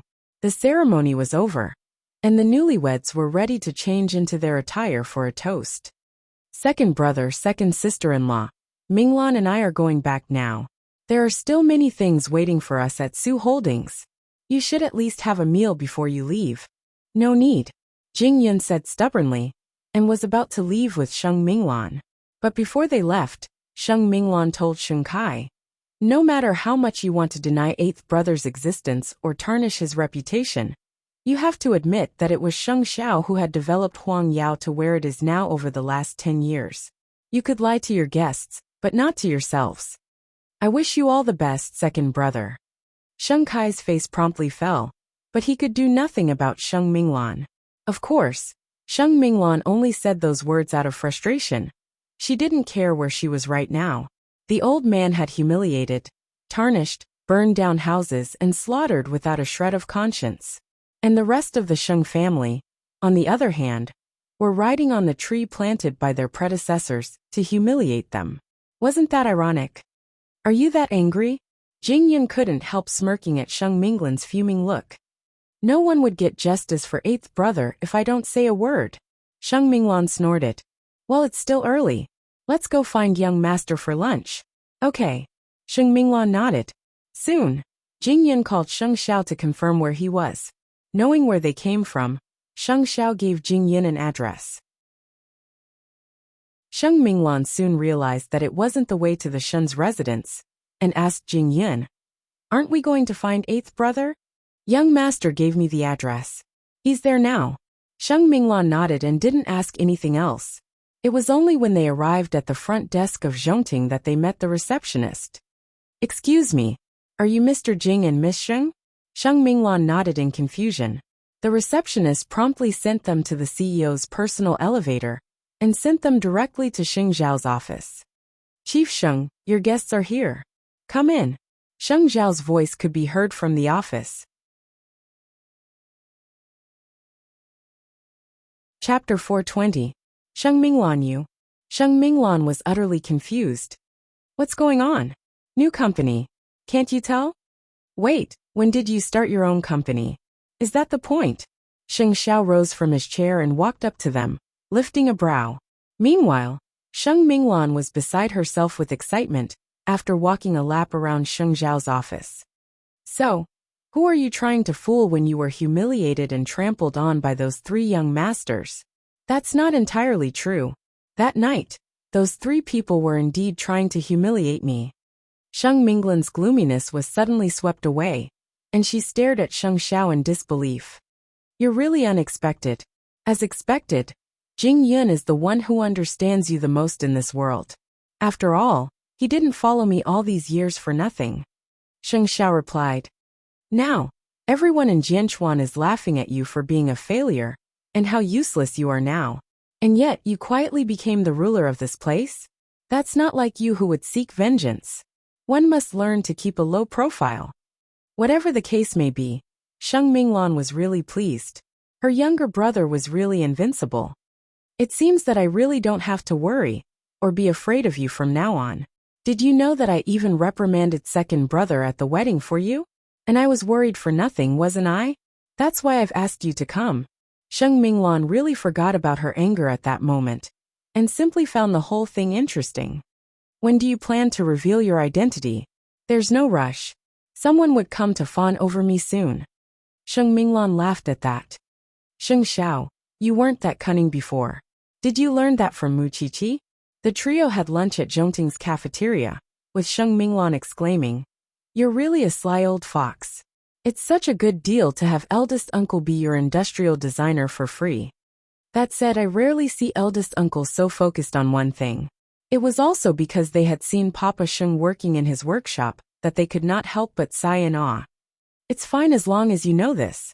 No matter what kind of rumors are spreading about me in the outside world, you can pretend not to hear them. I didn't know you were so capable before." Sheng Minglan glared at him. "Now that we know that you're a big shot, Jing Yun, and I will only think that those rumors are funny. We won't really take it to heart." She used to think that Sheng Minglan was pitiful when Sheng Xiao became like the rumors. But now she was relieved. The two stayed in Zhongting until the day before Sheng Zhao's meeting. On the other hand, Sheng Minglan only understood half of the conversation between Jing Yun and Sheng Xiao. That was why on the way home from Zhongting, Sheng Minglan couldn't help asking, "I don't really understand the jargon you were using just now. Could you tell me in a nutshell what it means?" In short, young master is more powerful than before. Anyone in his circle could cause an earthquake in Jianchuan. Sheng Minglan nodded. That's right. No wonder he looks down on Huang Yao so much. When the Sheng family was humiliating Sheng Xiao in all sorts of ways, he was walking to a height no one else could reach. I'm really worried that the old man would have a heart attack when this matter is exposed. That's none of our business. It was a significant day for the Sheng family, both for Huang Yao and for Sheng Kai. At night, after the wedding, he carried Gu Xiling back to the bridal chamber and asked her, "Are you ready?" Thinking about it now, Gu Xiling did not seem to dislike Sheng Kai as much, and so nodded. Since you plan to have a child as soon as possible, we won't use contraceptives. Hearing this, Gu Xiling nodded her head again. Perhaps it was the effect of alcohol, or perhaps it was because they were dressed up, but they did not dislike each other as much at that moment. So, it was only after they entered the bridal chamber that Sheng Kai realized that although Gu Xiling was living with her ex-boyfriend, she was still a virgin. Such a discovery was simply a pleasant surprise for him. That was why he could not help having sex with Gu Xiling again and again. Both of them hoped that they could have a child soon. But was it really that easy to have a child? Meanwhile, Sheng Xiao was cleaning the strange smell on Mu Qiqi's body and listening to her talk about the case of the 5 corpses. Do you know why the 5 corpses were gutted from the side? Why? Sheng Xiao asked cooperatively. Because the murderer used to be a fish merchant. A customer complained that he didn't clean the fish's organs properly. So he got into an argument with the customer. The customer yelled at him to kill him if he had the ability. Then, the murderer stole these corpses to practice his skills before he took revenge on the customer. He's a real pervert. When the police found him, the internal organs of those people were still hanging in his house. He probably wanted to dry them and make them into a specimen. And the strangest thing is that I always thought that he was jealous of the others because he lost his left hand. But when the police caught him, they found that he had 7 fingers on his left hand. Perhaps he could not stand the strange looks of others and gradually became twisted. His family also left him one by one, so he stole the corpses and forcibly became a family. So you've done a good deed.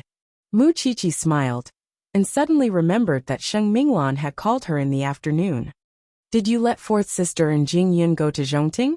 4th sister went to the wedding today and scolded 2nd brother. That's why I couldn't keep hiding it from her. So I told her the secret so that she could be happy. You should have done that earlier. It's a pity I wasn't there, or I could see 4th sister's excited face. Mu Qiqi expressed her regret. After washing her hair, Sheng Xiao wiped her hair with a towel. But slowly, his hand began to move downwards. Mu Qiqi promptly laughed. Stop it. Let me dry my hair first or I'll catch a cold. I'll spare you for now. Sheng Xiao did not want his little one to suffer, and so temporarily suppressed his desire. Meanwhile, Mu Qiqi was puzzled. How could this man still have the mood to do that after hearing about the body parts and organs?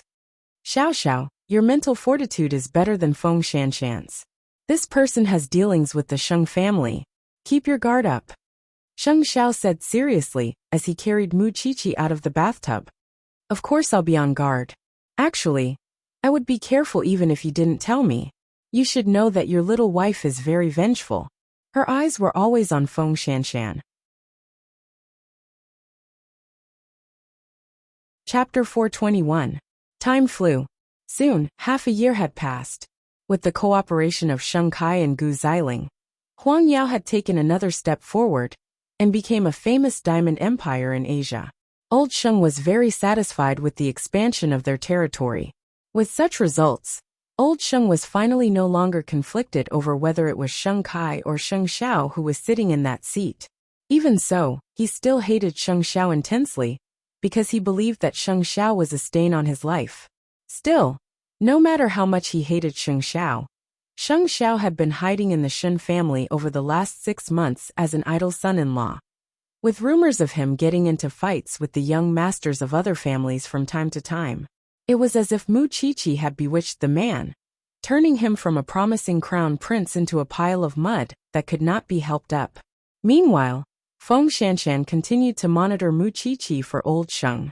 However, Mu Qiqi's daily life was divided between school, home, and the forensics lab. She rarely had time to visit Lu Qianqian or Sheng Minglan. Mu Qiqi's life was not even as rich as an ordinary person's. At the very least, she could still dance and sing with her classmates, or go to the bar late at night. That was why she really did not think that Mu Qiqi was worth monitoring. She was plain and boring. However, in a place where she and the Sheng family could not see. In just half a year, Zhongting had become famous in the country. After all, Zhongting was not only producing military supplies, but Sheng Xiao had also re-established a research department and built a huge base to carry out the development of new weapons, with close ties to the military. It was this soaring group that attracted the attention of many people. However, no one knew who the person in charge of Zhongting was.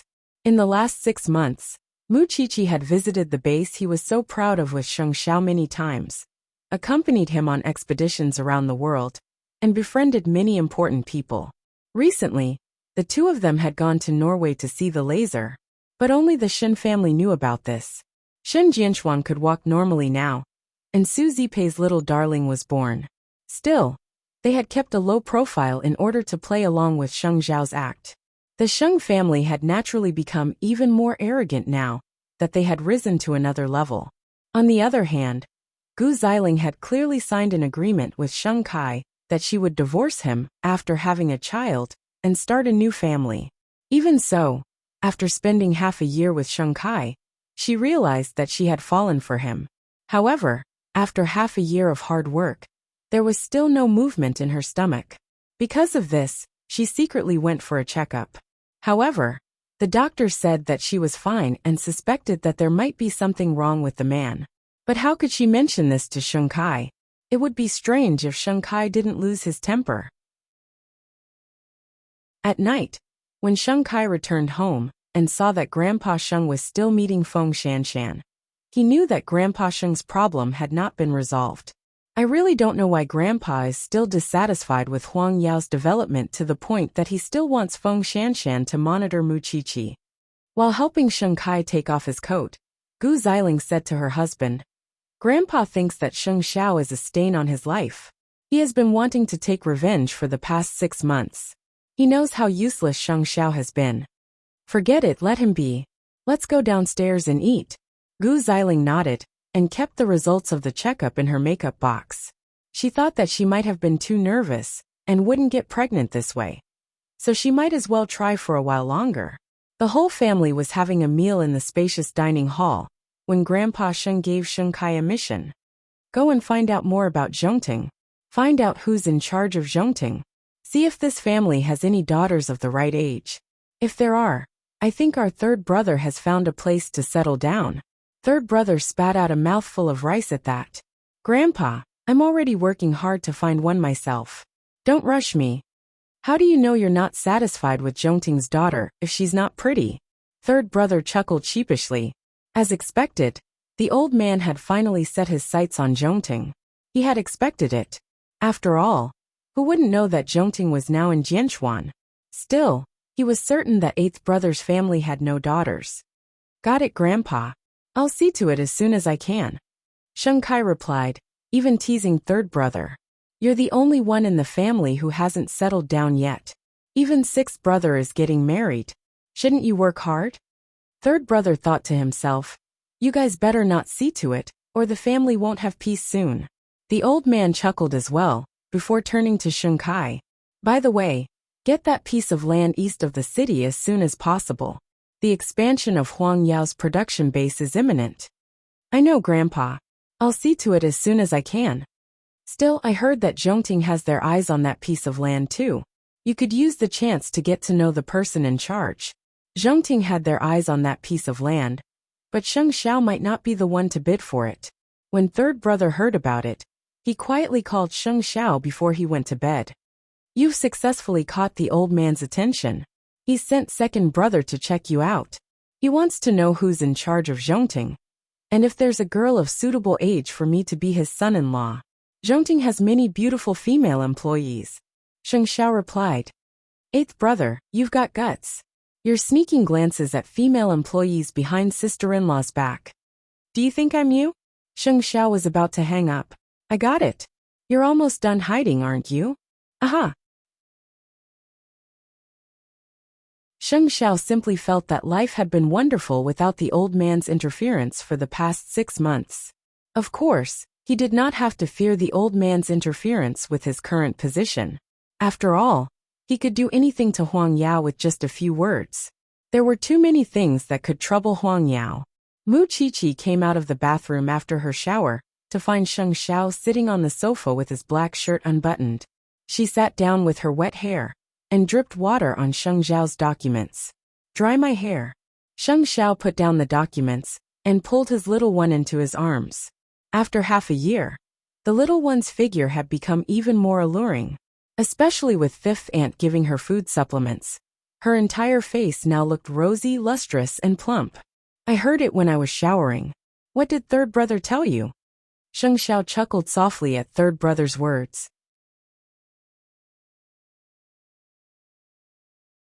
Chapter 422. The Sheng family wants to know if we have an unmarried daughter of suitable age, so that they can marry third brother to us. Heh. Mu Qiqi glared at Sheng Xiao in disdain. Wouldn't the Sheng family always try to curry favor with any major family? Isn't the Su family and the Gu family enough? The problem is, my daughter is already taken. Wait, where would we get a daughter? Mu Qiqi was puzzled. Sheng Xiao straightened Mu Qiqi's body and took out the hairdryer from the bathroom before answering her unhurriedly. Who else would I spoil other than you? Blah. Mu Qiqi hugged Sheng Xiao's arm and bit the back of his hand. You're the respected CEO now, and the Sheng family is coming to fawn over you. But Xiao Xiao, I think our life is good now, and I don't want to have too much to do with the Sheng family. That's right. There are plenty of people who want to fawn over me. What's the Sheng family? Second brother wanted to investigate him? Wasn't that just asking to be humiliated? Mu Qiqi enjoyed the process of Sheng Xiao drying her hair, and soon fell asleep on his body. Sheng Xiao was used to it, and simply put down the hairdryer and changed his posture to hug Mu Qiqi before picking up the documents again, completely unconcerned that Mu Qiqi had wet a corner of the important document. Hence, the two of them became increasingly lovey-dovey. If it had been a year or two ago, Mama Sheng would never have believed that the person who doted on Mu Qiqi so much was her son. Now that Papa Sheng was in Zhongting and holding an important position, he had achieved something and regained his former confidence. He had to thank his son and Xiao Qi, for all that, which was why he did his best to fulfill his promise to his family. Whenever he saw something good, he would buy it for his wife. Of course, he would also buy it for his daughter-in-law. At breakfast the next day, Sheng Xiao told his parents about third brother's phone call yesterday. Mama Sheng snorted coldly, folding her arms. I'm still fuming over Jingting's fire. Moreover, the Sheng family has been belittling my son on various occasions over the last 6 months. And now they want to fawn over me? Isn't that just wishful thinking? How ironic when you think about it. Sheng Xiao did not say anything, and simply watched her eat her breakfast. When Mama Sheng saw that Sheng Xiao was not moving, she asked, When do you plan to reveal your identity? At the right time, at the right place. Mama Sheng rolled her eyes. Whatever. Anyway, the Sheng family shouldn't even think about stepping over us now. I'm going to get my hair done with Huang Yu. You can go back to work. Mama Sheng often visited the Shen family, ever since the two elders moved into the villa. Her relationship with Huang Yu was becoming more and more like a sister. Although she was a whole generation older than Huang Yu, she had already left the Sheng family. Who cared about seniority? As long as he was happy. After listening to Mama Sheng's description, Huang Yu's eyes widened. The Sheng family is so shameless. They fawn over whoever is powerful. This isn't something that happened in a day or two. Mu Qiqi did not care about Zhongting's affairs, and focused on her research as a forensic doctor. Because of this, Feng Shanshan felt that she had no energy at all. And because she had to keep an eye on her, she could only stay in the forensics lab to look at those disgusting corpses on weekends, when she was supposed to go on a date with her boyfriend. Don't you go on a date? Why? Sheng Xiao might be broke, but doesn't the Shen family still have power and influence? Mu Qiqi answered Feng Shanshan as she cleaned the corpse's wounds. It's been half a year. Did you get anything from keeping an eye on me? Who's keeping an eye on you? You can't wait to go to the washroom with me. Isn't that keeping an eye on me? Muchichi retorted. The Sheng family asked you to keep an eye on me. And then what? What kind of seasoning can I have for the old man's meal? Feng Shanshan looked at Muchichi in shock. It turned out that the quiet person she liked actually knew everything. By the way, Feng Shanshan, if you keep following me like this, your boyfriend would be gone. He would probably think that you're trying to get gay, wouldn't he? Feng Shanshan was indeed a little tired after hearing that. But it was fortunate that he was her boyfriend of many years, and he was willing to listen as long as she explained. It's not that I don't want to say it, but you're not in this circle. You might not be able to satisfy the loneliness of a rich man, but there are plenty of people who can. Do you believe that? Muchichi, don't think that everyone is as disgusting as you, seducing your benefactor and turning the crown prince into a good-for-nothing. Muchichi said nothing, and simply turned to give Feng Shanshan a mocking look. After a while she spoke again. I'll be in the lab all day today. You should go on a date, or you'll hold a grudge against me when your boyfriend is gone. That's none of my business. Sheng Xiao is already like this. Haven't you thought of changing him? You're only 19. I know that all of you want to see Xiao Xiao lose everything and be chased out of the Shen family. But he's my man, and I'll always be by his side even if he has nothing. You don't have to worry about changing him. Feng Shanshan gave Muchichi a weird look. Then she really took her bag and left the forensics lab. She couldn't give up her love for old Sheng's money, but when she called her boyfriend, he told her that he was on a business trip. Helpless, Feng Shanshan returned to the lab. Would you believe that your boyfriend is with a beautiful woman right now? Shut up, Muchichi. My boyfriend loves me very much. Was it love that she didn't even tell him when he was on a business trip? She really couldn't understand such love. At the very least, she knew exactly where Sheng Xiao was when she was with him. If two people loved each other enough, they wouldn't think that it was a restraint, and would even let each other know where they were. Of course, Feng Shanshan had her suspicions, or she wouldn't have flown into a rage out of humiliation. However, the feeling of being exposed by one's enemy was another matter altogether. At night at the Sheng residence, before Sheng Kai returned home, old Sheng called Gu Xiling into his study and asked her when she was going to have a child. Grandfather, Sheng Kai and I have been preparing for a baby, but nothing happened in the last 6 months. Gu Xiling told the old man honestly. Well, did you go for a checkup? I did. The doctor told me that there's no problem, but I didn't dare to mention it to Sheng Kai. Chapter 423. Is that so? Old Sheng looked at the walking stick in his hand and told Gu Xiling, maybe it's not the right time yet. Just wait a little longer. After all, who would want to admit that their grandson had a problem in that area? Although Gu Xiling thought so too, there was still a knot in her heart. After being married to Sheng Kai for half a year, they had been so close to each other that she almost got carried away. I know, grandfather, but if she still could not get pregnant, she still had to think of a way to get Sheng Kai to the hospital for a checkup. A few days later at the land auction, everyone was discussing that they would be able to see someone from Zhongting today. Sheng Kai was naturally looking forward to it from his seat.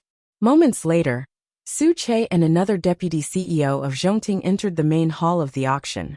At that moment, many people in charge deliberately turned to look at the person in charge of Zhongting. After all, the company was too mysterious. Su Che's baby face looked very young, which shocked everyone present. To be able to strengthen Zhongting to such a terrifying extent in such a short period of time, could it be this young man? No one knew the answer. And among them, Sheng Kai was the most puzzled, because he remembered Su Che. He had thought that Su Che was a bartender when he sent third brother home, but he turned out to be someone from Zhongting. Could third brother know someone from Zhongting? Soon the bidding began. The piece of land in the east of the city was priced at 1.3 billion. Many of the big shots present also scrambled to raise their cards. However, most of them raised their bids in the millions. Even when it came to Huang Yao and Sheng Kai's land, he only raised it by 100 million. But when it came to Zhongting's bidding, Su Che raised 2 6 billion. Everyone was shocked. Many big shots also felt that the land was still desolate and not worth such a high price, so they all gave up. However, Sheng Kai continued to follow up because Huang Yao was determined to get that land. 3 billion. 4 billion. 5 billion. Sheng Kai continued to bid. 6 billion. Su Che's cool voice rang in the hall. 5 billion. This time Su Che did not follow up. 5 billion going once. 5 billion going twice. With that final blow, Huang Yao successfully acquired that piece of land. However, he still felt that Su Che was deliberately inflating the price of the land. Everyone thought that Sheng Kai was crazy. The land that was originally worth 1.3 billion yuan had been forcibly raised to the current sky-high price. At the same time, they were also curious about Zhongting's net worth. How could they so easily bid a land price of 6 billion yuan? After the auction ended, everyone left. At this time, Sheng Kai walked up to Su Che and asked, "We met last time. You sent third brother home." "Really? But I don't know your third son." "I just met him at the bar and gave him a ride," Su Che replied. "Are you really the person in charge of Zhongting? My family doesn't have any daughters or sons of marriageable age. I'm afraid I'll have to disappoint you, Chief Sheng." Su Che hit the nail on the head and walked around Sheng Kai to leave the venue. But Sheng Kai was stunned. How could Su Che be so clear about the Sheng family's intentions? Zhongting was truly mysterious. Having completed his mission, Su Che returned to Zhongting to report. Sheng Xiao was delighted to learn that Huang Yao had spent 5 billion yuan. They've really expanded their business in Asia. Now they're showing off their wealth.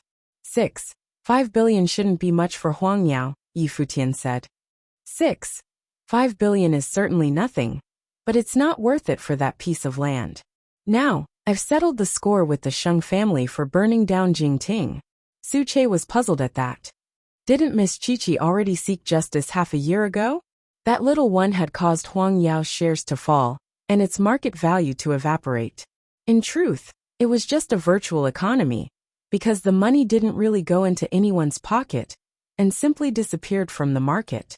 For Huang Yao, it's not a loss even if it doesn't go into their pocket. It's only when the 5 billion yuan is given away that the Sheng family would feel the pain. I see. Still, Chief Sheng, can you hold that grudge for so long? I can hold it for longer. Do you want to try? Su Che quickly waved him off. At the Sheng residence, when old Sheng learned that Sheng Kai had spent 5 billion yuan to buy a piece of land, he was almost overcome with rage. Still, Sheng Kai had his own excuse, and was very good at diverting the old man's attention. Zhongting is deliberately provoking us, trying to suppress Huang Yao's momentum. Grandpa, I can't let Zhongting's conspiracy succeed. Although we did spend 5 billion to buy the land, in the eyes of others, no one can shake our position in Jianchuan. Did you see the person in charge of Zhongting? The old man turned his attention to the mysterious Zhongting as expected. I saw a young man, but I suspect he's not the real person in charge. Investigate this matter thoroughly. Don't waste your money for nothing. You wouldn't even know you're being toyed with. Don't worry, grandfather. As long as Sheng Kai successfully shifted the problem to his face and Huang Yao's honor, the old man would definitely admit defeat. Over the last 6 months, he had become well-versed in how to deal with the old man, and would no longer fight him head-on like before. Still, the people in the industry could tell at once that Zhongting had set a trap for Huang Yao. Huang Yao had thought how domineering it was to win the land. In the eyes of others, it was rich and arrogant, a fool with too much money. Gu Xiling had also heard the news from the outside. She could not help but say to Sheng Kai, "After spending half a year with you, I have no doubt about your ability. But why did you make such a fool out of yourself now?" Sheng Kai asked. Sheng Kai's nerves would relax a little as long as he was not facing the old man. I don't know why, but seeing the person in charge of Zhongting always gives me the desire to defeat him. Have you been too tired recently? Sheng Kai shook his head and turned to look at his wife. Maybe. It's been so long since Xing Zhao's incident, but I feel like it happened just yesterday. He's a cripple now. What do you have to worry about? Sheng Kai took a deep breath. Finding his wife's words reasonable, he took his pajamas and went to the bathroom to wash up. The joke this time really made him feel ashamed and resentful. However, since it had already happened, he could only look into Zhongting. Late at night, when Mu Qiqi reached home, she heard the whole family laughing on the sofa. What good thing had happened?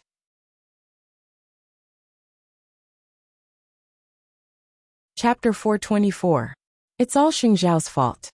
He made Huang Yao lose 6.5 billion to buy a piece of land worth only 1.3 billion. Mu Qiqi glared at Sheng Xiao after listening to Mama Sheng's explanation. Are you taking revenge on Huang Yao? There's nothing wrong with a business competition. How is it revenge? Sheng Xiao answered innocently. However, Mu Qiqi had a feeling that her man did it on purpose. Why are you back so late today? Another tough case. Mu Qiqi said to Sheng Xiao and got up from the sofa. I'm going to wash up. Go to bed early, Dad and Mom. Go ahead. Papa Sheng said cheerfully to Mu Qiqi. Ever since they left the Sheng family, Papa Sheng was more and more satisfied with his daughter-in-law. Before this, he thought that she was young and their family did not live together. That was why he thought that she had bewitched Sheng Xiao and misunderstood her a lot. But after living together, he realized that this girl was not pretentious at all. She was sensible and smart. She would think about her family. Most importantly, she was protective. It was no wonder that his son would fall for her completely. You've seen enough. Let's go back to our room and rest. Son, you're almost ready. Sheng Xiao watched his parents go back to their room. Then, he picked up the documents and continued reading. Indeed, it was time. Wasn't there a big shot who proposed to hold a top business gathering in Jianchuan?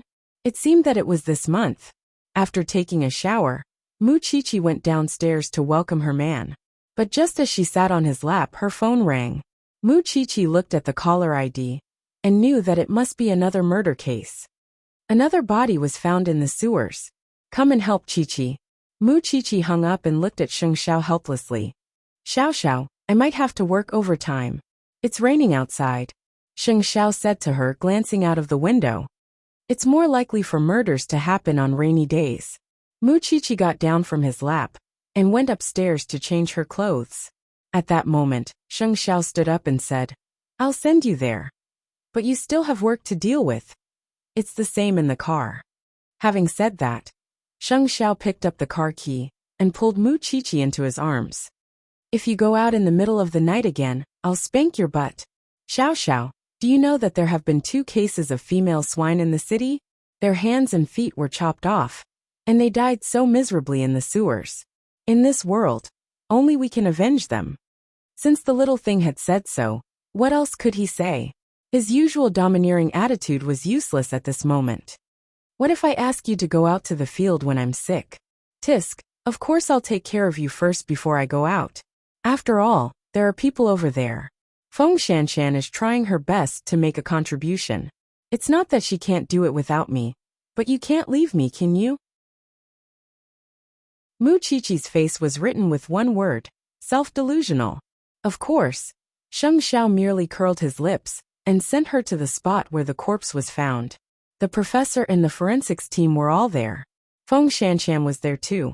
They held black umbrellas and stood at the entrance of the sewer.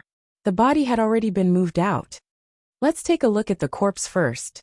The professor told Mu Qiqi. Mu Qiqi nodded. She put on her raincoat and crouched under the canopy. It's still fresh from the color of the livor mortis. It's less than 8 hours old. Their hands and feet were also chopped off with a sharp object. There were no other wounds on their bodies, and they had all died from excessive blood loss, just like the other 2 corpses. Did they find red high heels in the sewers too? Yes. The other forensics team nodded. She's a fierce one. Women who lived alone liked to wear red high heels. Their backgrounds were clean, and they were ordinary office workers. They had no enemies, did not flirt with anyone, and had normal social relations. She must have a fetish or a gender identity disorder. She targeted women between the ages of 23 to 27, and from the wounds on the corpses, she was shockingly strong. The problem is, the police have investigated the victims' backgrounds, but they did not find anyone unusual. Mu Qiqi thought about it. Still, We have to find something in common, something apart from the high heels. It was raining in the night, and Mu Qiqi's petite figure was standing under the canopy. Sheng Xiao was shocked. The little one was not afraid at all in the face of such gruesome corpses. In the end, the cold wind was biting. Mu Qiqi yawned in the canopy. When Sheng Xiao saw that, he quickly called Su Che.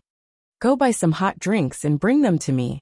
The forensic doctors on duty thanked Mu Qiqi when they saw that they could still drink hot drinks in such cold weather. Feng Shanshan saw Sheng Xiao's car not far away, and would be lying if she said she was not jealous. Although she did not know that Sheng Xiao was now the CEO of Zhongting, her boyfriend, who was also a man, chased her out of bed impatiently and locked the door when he heard that she was going out in the middle of the night. I used to think that forensics was cool when I was with you, but now I know how disgusting it is. Feng Shanshan did not say anything. She drove straight to the crime scene. I think we can start with the high heels. There was only one high heel in each of the 3 murders, and the other was not found in the girls' homes. I think it's still with the murderer. Feng Shanshan voiced her opinion. We can start with the high heels and see if we can find anything. I'm afraid the 4th and 5th victims' corpses would have been found by the time you're done with the high heels.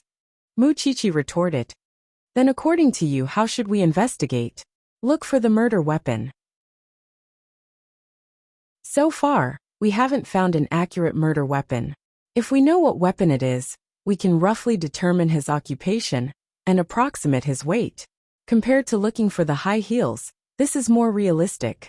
The murder weapon is the first, the professor said. Go back to the forensics lab and find the sharp object closest to the wound to test it.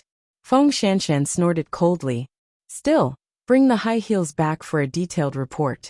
Do a detailed count of the brand, place of origin, date of production, and so on. Also, the rain is too heavy. You two go back first. I'll follow up with the forensics team tonight. Feng Shanshan and Mu Qiqi shared a look and brushed past each other. You're always so annoying. Same to you. The man you ruined is in the car, isn't he? Why can't he come down and greet everyone?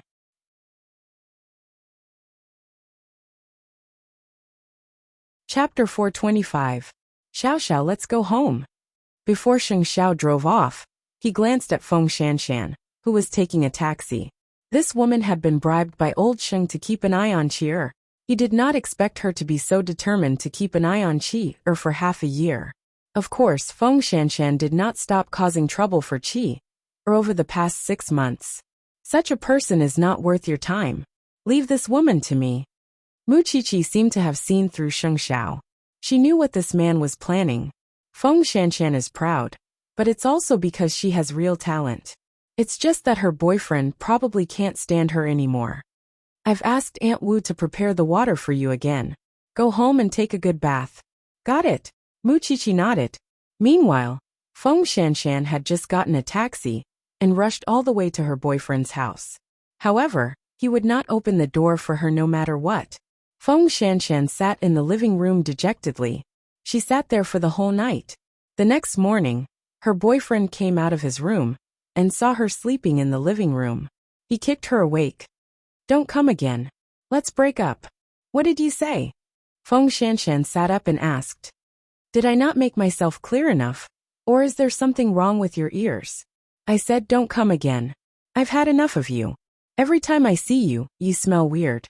I'm in contact with corpses every day. Eating with you really spoils my appetite. That's not what you said when you were chasing me. When I was chasing you, I just thought that your profession was cool. Who knew that it would be so disgusting? Moreover, my parents would not agree to us being together. Let's stop here.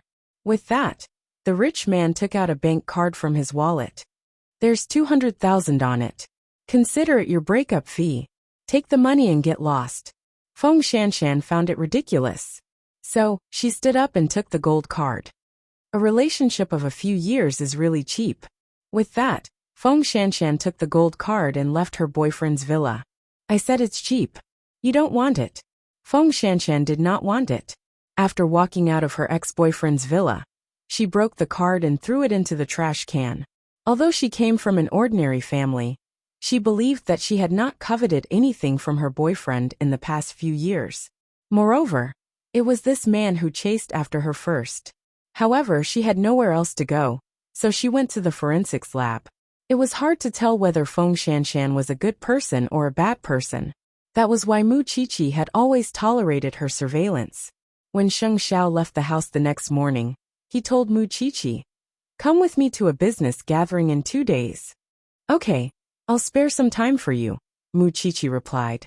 She didn't know that Sheng Xiao was planning to reveal his identity that very night. She didn't think too much about it, and her mind was filled with the case of the high heels woman. Soon Mu Qiqi arrived at school. However, Feng Shanshan, who had always been prideful and complacent, wasn't acting like a follower today. She was quietly sprawled over her desk, probably because she didn't sleep well last night. After school, they went to the forensics lab together. However, Mu Qiqi could tell that Feng Shanshan's complexion wasn't quite right. "You look worse than the corpses inside." Feng Shanshan leaned against the door and breathed rapidly, but she still helped the professor with the simulation test of the murder weapon. However, halfway through Feng Shanshan fainted. "Take her to the hospital. She looks so pale." "Professor, please continue. I'll take her there." Right now the entire forensics team was tied down, and only she and Feng Shanshan were interns, which wasn't that important. The professor nodded and told Mu Qiqi, "Take good care of her."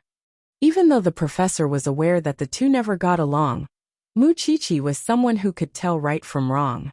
He was not at all worried that Mu Qiqi would cause trouble for Feng Shanshan, since she was a person who could tell right from wrong. Soon, Mu Qiqi sent Feng Shanshan to the hospital, where the doctor said after a checkup, "I'm afraid she can't keep the child in her womb." "Are her family here yet?" "I'm her classmate. Can I? I don't know her family, and I don't know how to contact them." "Okay, sign here," the doctor said to her. Another one who didn't take care of herself. After Mu Qiqi signed, the doctor's operation was quick. In less than an hour, Feng Shanshan was wheeled out, and she was awake. However, her complexion was very bad, and she was even more surprised when she saw Mu Qiqi guarding her in the hospital. If you really think you're so cool, why did you put yourself in such a mess? Do you allow a man to be selfish?" Mu Qiqi glared at her. "You're fine now. You can call your family yourself. I won't keep you company. I was spying on you, and you still helped me? Don't get me wrong. Everyone was busy with the experiment, and I was the only one who had the time to send you here." With that, Mu Qiqi turned to leave, but before she walked out of the door she said to her, "Since you're so proud, why did you go to such a rich family? If a man really loves you, it's impossible for him not to take contraceptives." Another blind man. Feng Shanshan remembered that Lu Qianqian, who was close to Mu Qiqi, was also in the same situation. "You win. Now that you have something on me, you can do whatever you want. I'm not that lowly." After saying that, Mu Qiqi really turned around and left. Meanwhile, Feng Shanshan sat on the bed and burst into tears. She was already 22 years old. Unlike Mu Qiqi, if that man was reliable, she could definitely get married and have children. Unfortunately, everything was gone in one night. However, there was no medicine for regret in this world. Moreover, Mu Qiqi, don't think that I would give up on the Sheng family's money just because you helped me. Feng Shanshan thought to herself that she would still do the same thing. But Mu Qiqi had never been afraid. Having met Su Che at the auction, Sheng Kai had a feeling that third brother might really know him. Hence, he tested him when third brother returned home. "Do you remember the person who sent you home when you had too much to drink?" Su Che had already spoken to third brother, and it was naturally easy for him to answer such questions. "I don't know him. Isn't he the bartender? I had too much to drink and was delirious." "Why are you asking about him?" "He's the person in charge of Zhongting's plot of land in the east of the city."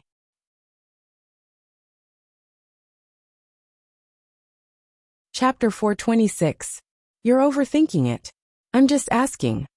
Third brother nodded. "All right, I'm going back to my room. Oh, by the way, I heard that there's a top business gathering in a few days. We're all going, aren't we? Sister-in-law me, and you were all going. You know very well why you're going." He was going to look for his future wife. Third brother shrugged nonchalantly. He was only concerned if eighth brother would go. I don't know why, but even though I know that eighth brother is useless now, I still feel that he might make a comeback. I don't know if I'm being paranoid. Third brother said nothing, and simply slipped into his room to sleep soundly. He could pretend he didn't know if he saw eighth brother at the business gathering. After all, who didn't know how to play dumb? After keeping a low profile for over half a year, it was time for eighth brother to show himself. Otherwise, the outside world would really think that he was crippled. Since Zhongting had tricked Huang Yao, old Sheng would definitely not go to Zhongting for in-laws. After all, Su Che had clearly told Sheng Kai that they could marry into the Sheng family if there were no girls of suitable age in their family. And since there was a grudge, they could only be enemies. Be that as it may, the people of Jianchuan had yet to meet the person in charge. Why was he acting so mysterious?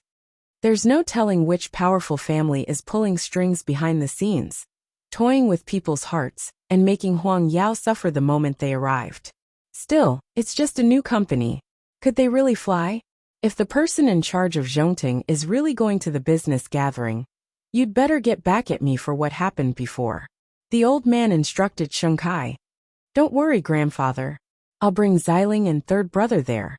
We wouldn't lose to Zhongting in terms of momentum. Since you've made all the arrangements, go back and rest. By the way, second brother, don't ignore Xiling's feelings just because you're worried about work. Spend more time with her when you have time. In other words, the old man was implying that he should spend more time rolling in the sheets with Xiling and having children. I understand. Speaking of children, it had already been more than half a year, but there was still no movement. He had no idea why. When he and Gu Xiling got married, she hadn't had a man yet, so there shouldn't be any problems with her body. But in the past 6 months, he hadn't used any contraceptives. How could she not get pregnant? Don't think that Sheng Kai didn't have any doubts. He was also curious about this matter. Therefore, he planned to arrange for a private doctor to do a self-examination when he had time. He would first rule out that there was no problem with his fertility. By the way, it's almost your half-year anniversary of your marriage with Xiling. You should go out and celebrate. Sheng Kai nodded, intending to book a table at Empire Hotel. Although it was a contract marriage, over the past 6 months, the couple had been acting like they were the real deal. It was hard to tell if they were acting or not. No matter what, as a husband, he had to fulfill his responsibilities.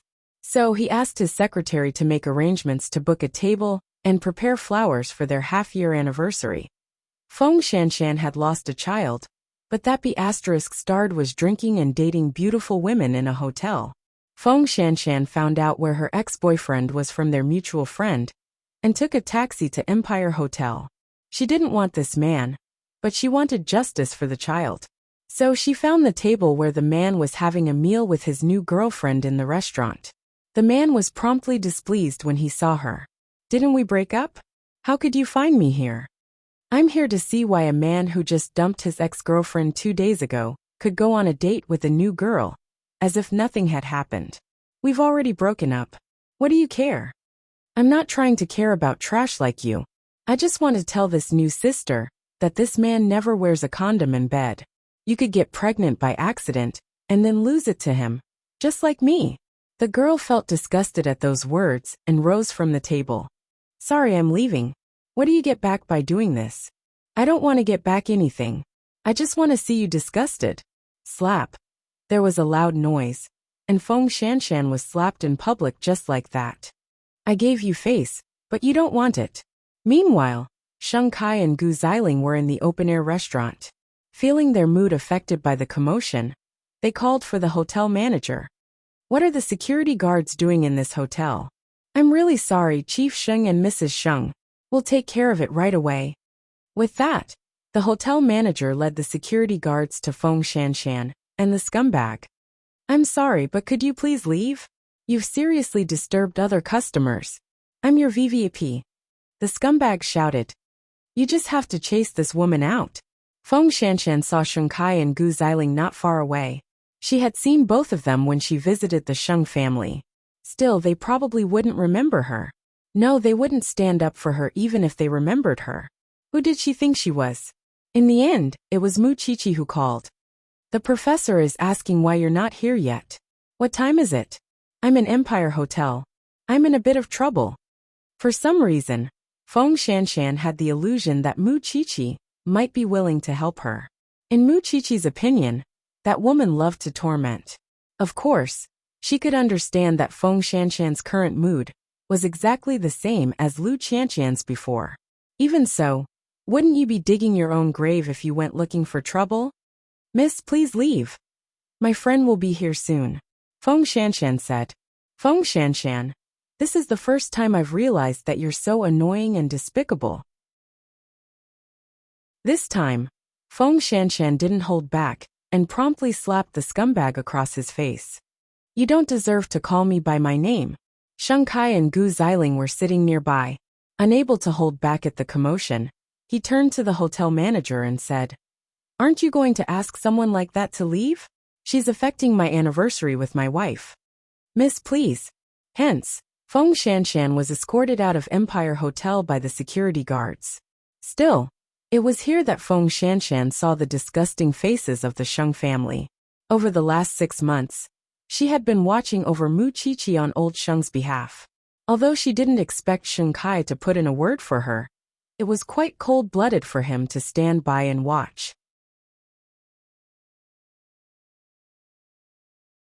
Chapter 427.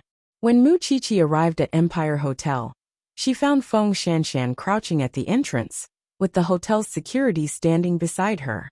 Muchichi walked up to her in disappointment. You're my enemy. Shouldn't you at least have the self-awareness of being my enemy? Feng Shanshan looked up, her face streaked with tears. All she felt was that she was ridiculous, pathetic, and trampled upon. Now, I finally understand the benefits of being rich. Don't tell me you're even more perverted after being provoked? Muchichi pulled her up from the stairs. If a person wants to be respected, money is secondary.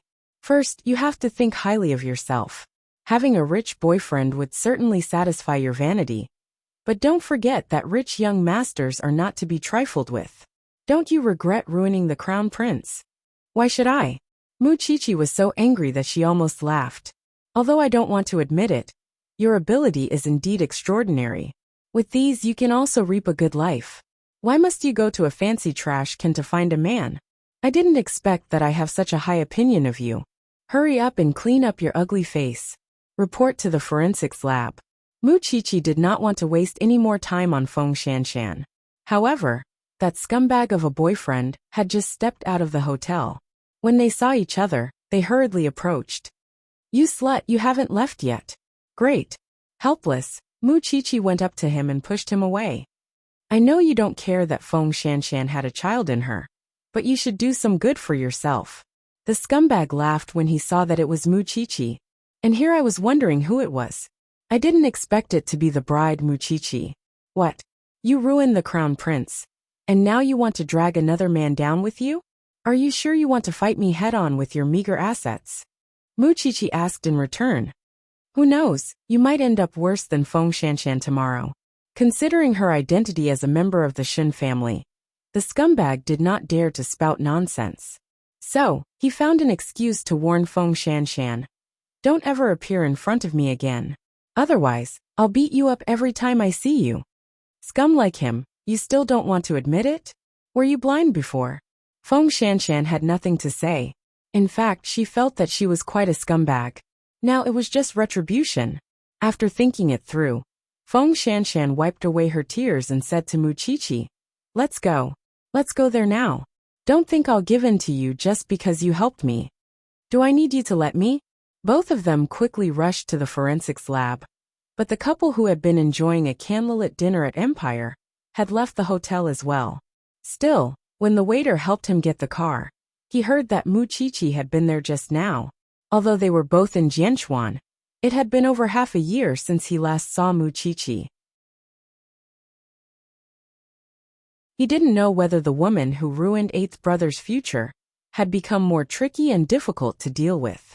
Come to think of it, the Shen family's upbringing isn't too good.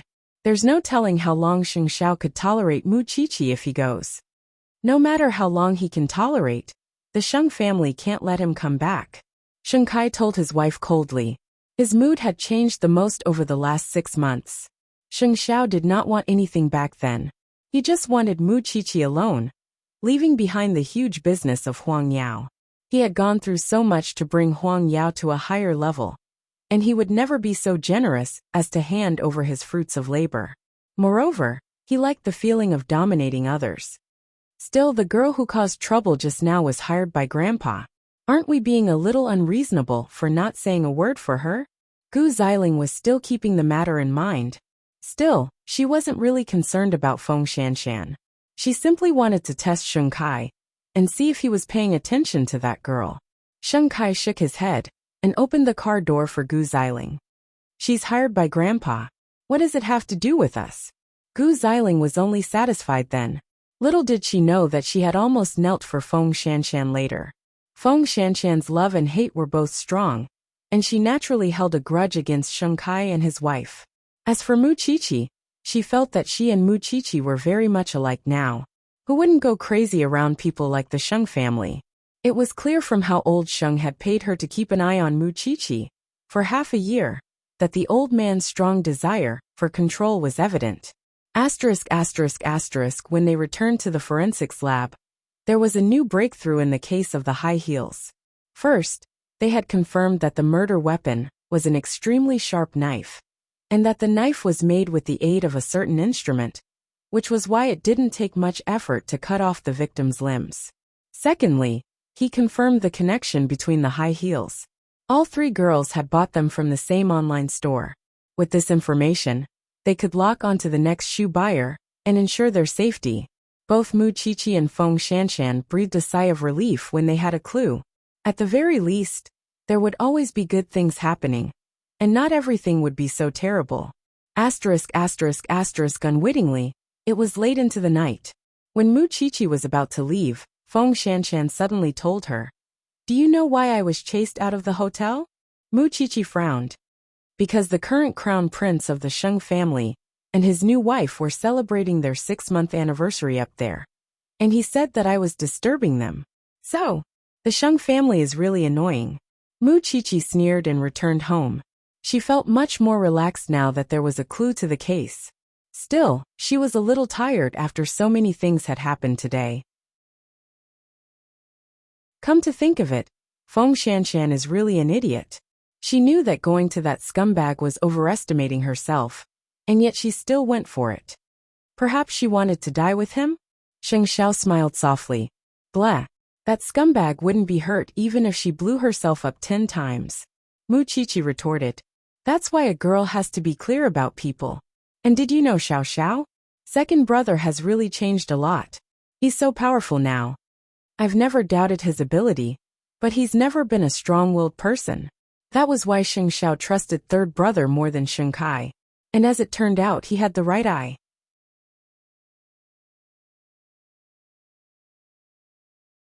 Chapter 428.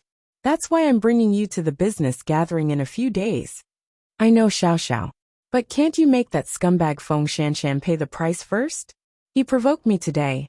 He said that I ruined you. Mu Qiqi was angry at the thought. Duan Xiao. And was punished because Lu Qianqian was born into a rich family and could suppress the Duan family. But now Feng Shanshan was really worrying. Her IQ and EQ were worrying. In any case, she was popular in school. But what use was that? Since when did you get so close to Feng Shanshan? I have a feeling that we could use Feng Shanshan in the end to send the wrong message to that old man of the Sheng family. Sheng Xiao did not believe her nonsense. But he would definitely avenge Mu Qiqi. Because that scumbag had upset his Xiaoqier.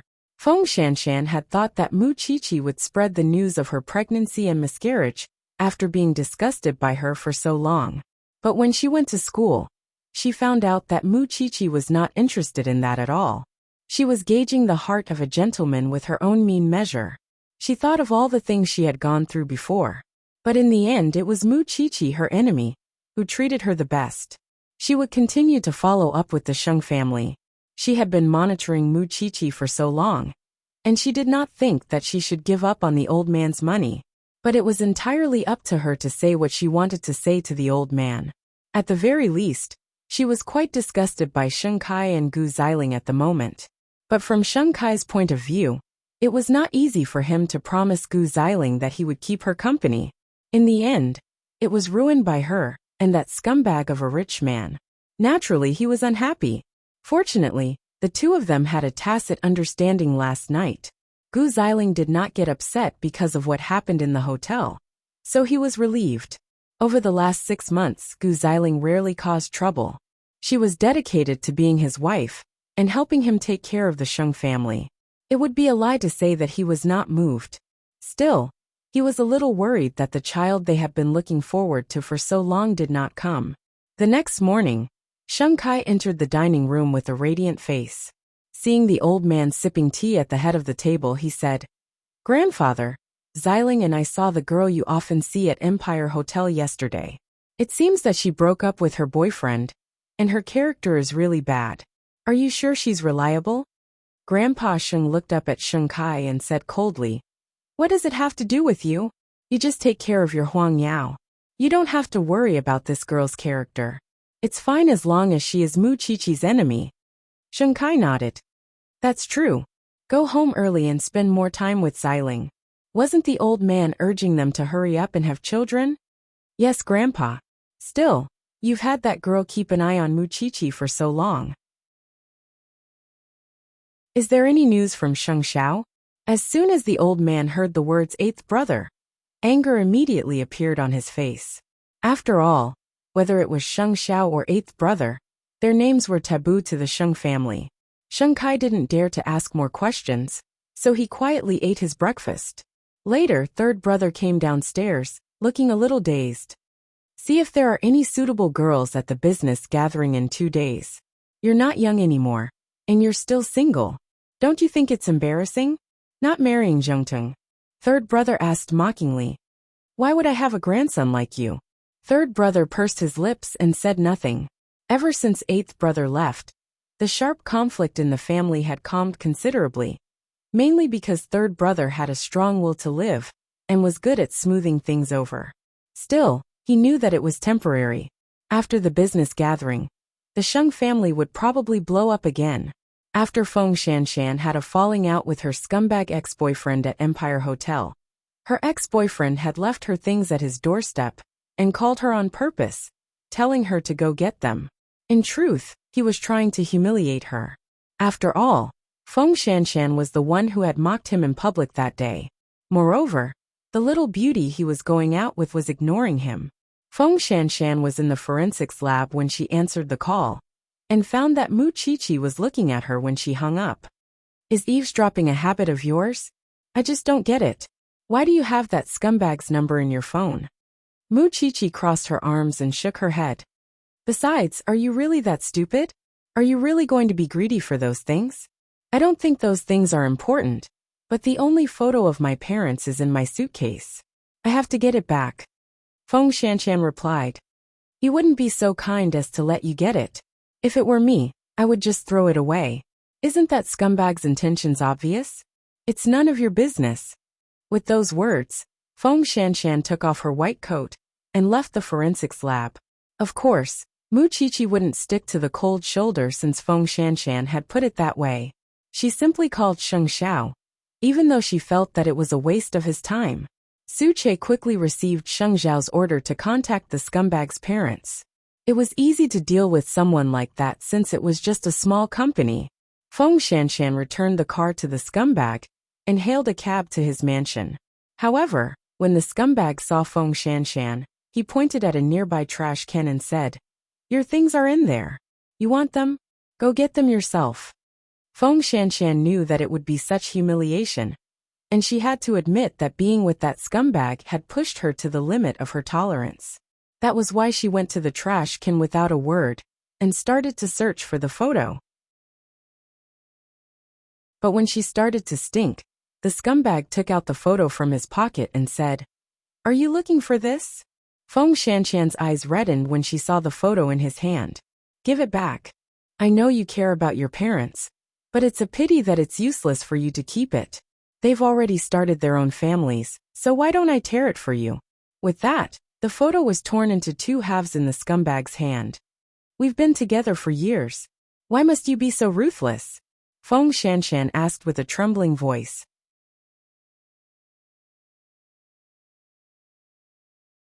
Chapter 429. Give me back the photo. You can do whatever you want.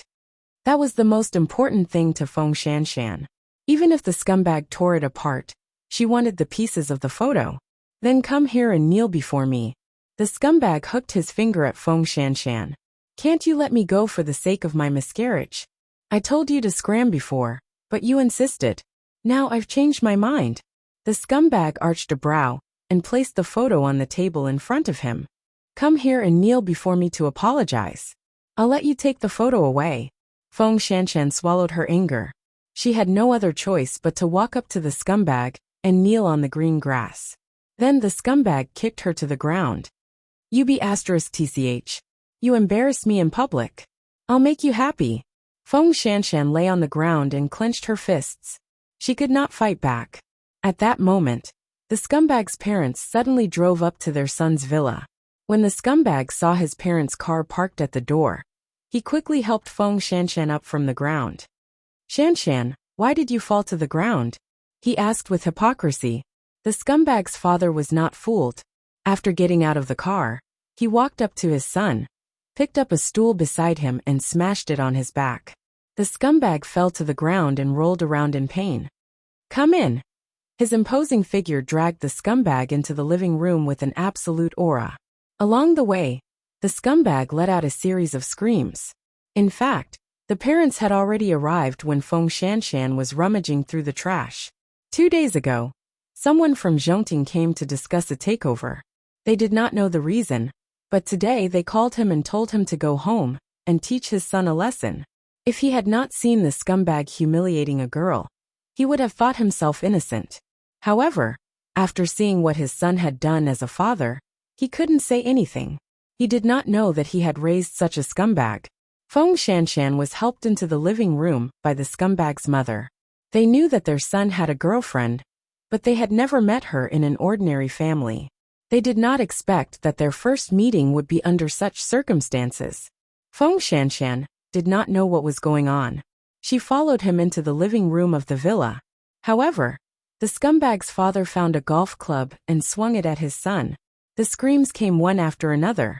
When the scum vomited blood, the scum's father finally stopped. Dad, you're going to kill me. Beating you to death is considered a light punishment.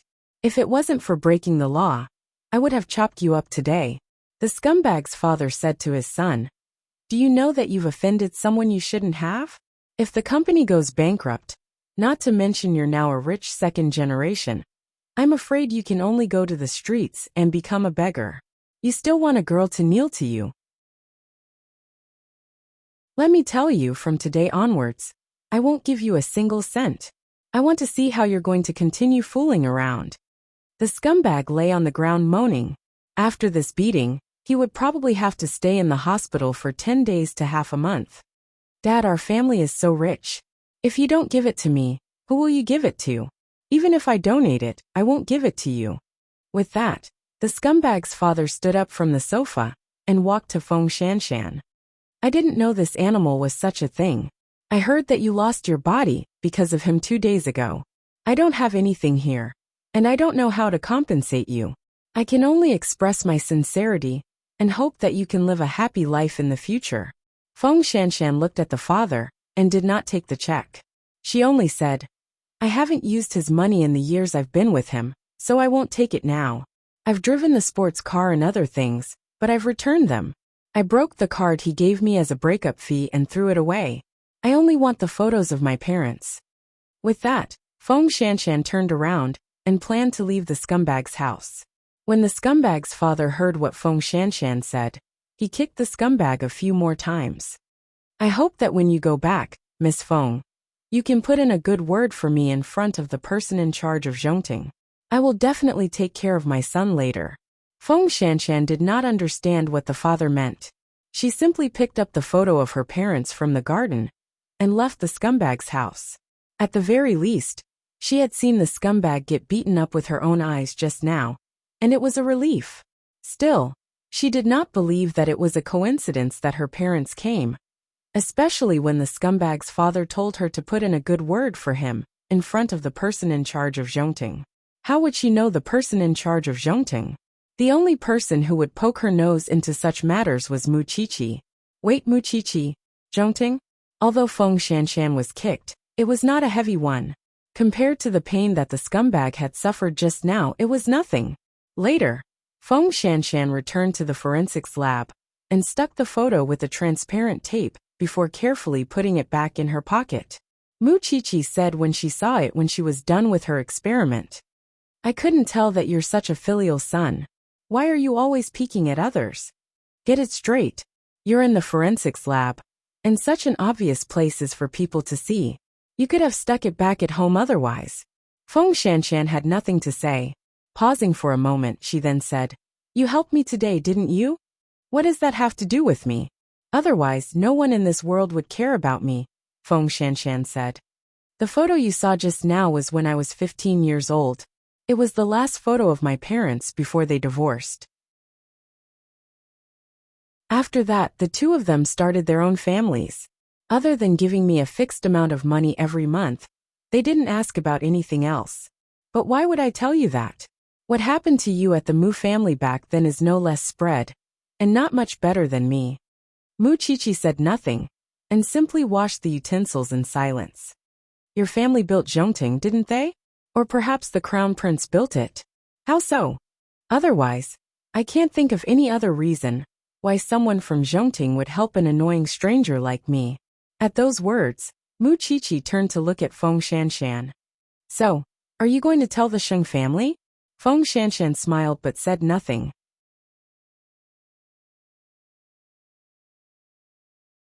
Chapter 430. Come to think of it, it was time for her to complain to the Sheng family. One night later, Feng Shanshan asked Mu Qiqi, as she was leaving the forensics lab, Do you want me to tell the Sheng family? I really don't need that. It's up to you. The two of them still maintain this kind of atmosphere. As long as they were together, they would be at daggers drawn. Especially in school, Feng Shanshan still had many good friends, while Mu Qiqi was still a lone wolf. But for now, Feng Shanshan would not really cause trouble for Mu Qiqi in private. In fact, on the surface, the two of them seemed to be competing with each other. But in fact, they were both cool and had done many things for each other. Mu Qiqi mainly treated Feng Shanshan because of the miscarriage and the scumbag. Feng Shanshan, on the other hand, blocked a lot of rumors for Mu Qiqi. Naturally, the main reason was still the Sheng family. As a matter of fact, old Sheng would sometimes have Feng Shanshan come to him if he wanted to know something, and at other times, he would go to her personally. However, the matter with Mu Qiqi had become more and more boring over the last 6 months. That was why the old man had been too lazy to seek her out, and would have her come by herself, with the butler bringing her to the old man's study. It was the same on this night. Feng Shanshan followed the old butler when she arrived at the Sheng residence. Along the way, she met the other members of the Sheng family, including Gu Xiling. Gu Xiling recognized Feng Shanshan at once, and asked the butler, Did Grandpa bring this woman in again? Young madam, it's Grandpa's business. Servants like us shouldn't ask. Gu Xiling, dressed in a long white dress, glared at Feng Shanshan imperiously. We've met at Empire Hotel. I remember. Feng Shanshan's words held a hidden meaning. I don't understand why Grandpa would think so highly of you. Perhaps you have something special about you. But I was a little surprised when I saw you that day at the hotel. I think that you should at least maintain your basic manners as a woman, and don't cross the line again. I don't think I have to listen to your teachings, young madam. Feng Shanshan retorted stubbornly, before turning to the old butler. Let's hurry inside. Gu Xiling was stunned. It seemed to be the first time she met such a stubborn person. No, it was the second time. Mu Qiqi was one of them. Was that why the old man valued this woman so much that she kept an eye on Mu Qiqi? Birds of a feather really do flock together. Feng Shanshan did not take Gu Xiling's words to heart. She only had one boss, and that was Grandpa Sheng. A moment later, the two of them entered the old master's study, where the old master was practicing calligraphy. Chairman, I'm here to report as usual. There's nothing special, let's go back. Grandpa Sheng said. However, you haven't seen Xing Xiao even once in such a long time. The professor called them to inform them that the case of the high heels corpse had been solved. Both of them shared a look, but neither said a word. No one could understand this kind of love-hate relationship. It turned out that the culprit was the lover of the shoe shop owner. She would wear those heels every time they went on a date, which left a deep mark in his heart.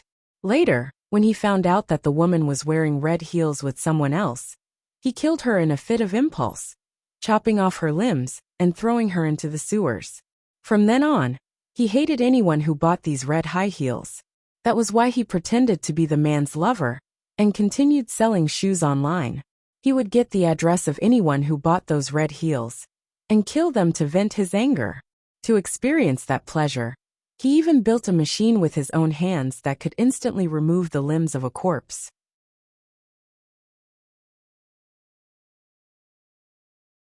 Chapter 431. The top business gathering would be held in the Grand Houston Square in a day's time. On that day, the representative of Zhongting would really be there. This time, it was not a fake news. But before that, Sheng Kai took the time to do a physical checkup. Once the results were out, his personal doctor immediately called him and asked him to make time to see the doctor. Sheng Kai did not tell Gu Xiling about it. It was a man's pride anyway. So, his personal doctor was personally invited to his office by his assistant and brought his checkup report. Chief Sheng, I'm afraid you need to go to the hospital for a more comprehensive checkup, the doctor suggested as he placed his examination report on the table. I suspect that you have immune infertility. Sheng Kai's expression changed when he heard that. Explain clearly. The doctor took some time to explain to Sheng Kai the cause of immune infertility and the consequences of it. But there is no big problem in that aspect of my life. There may be a hereditary history, the doctor explained. Can it be treated? Of course, but I need your cooperation. Sheng Kai could cooperate, but he did not want anyone to know that he could not have a child, especially Gu Xiling. It was a man's pride. I can cooperate, but I must make sure that no one else knows. With his current physical condition, it was almost impossible to get Gu Xiling pregnant. So that night, even when Gu Xiling took the initiative to invite him, he did not have the intention. Instead, he was in a state of alertness and irritation. What's wrong? Gu Xiling had never seen him like this. I'm just too tired from work. It's nothing. Go to sleep. Sheng Kai explained and comforted Gu Xiling. Gu Xiling thought that he was under too much pressure, so she didn't ask much and quickly fell asleep. However, Sheng Kai couldn't fall asleep no matter how hard he tried. He could not even give Gu Xiling a child. If this matter were to spread, his reputation as the CEO of Huang Yao and the head of the Sheng family would be ruined. He would become a laughingstock. After all, not many men could endure such humiliation. The next day, Sheng Xiao went to the Shen family before heading to Zhongting. After all, Shen Jianchuan was the one who made him who he was, which was why in his heart, Shen Jianchuan was his father just like Papa Sheng. The reason why he went to the Shen family was to ask Shen Jianchuan if he wanted to attend the business gathering that night. Shen Jianchuan knew that he had already decided to reveal his identity. He did not want to monopolize this identity, so he was willing to share it with him. However, Shen Jianchuan was more willing to be the person behind the scenes. After all, it was the era of the young. It was safer for the older generation to hide at the back. I will remember your kindness, but I hope that you will use your kindness on my daughter.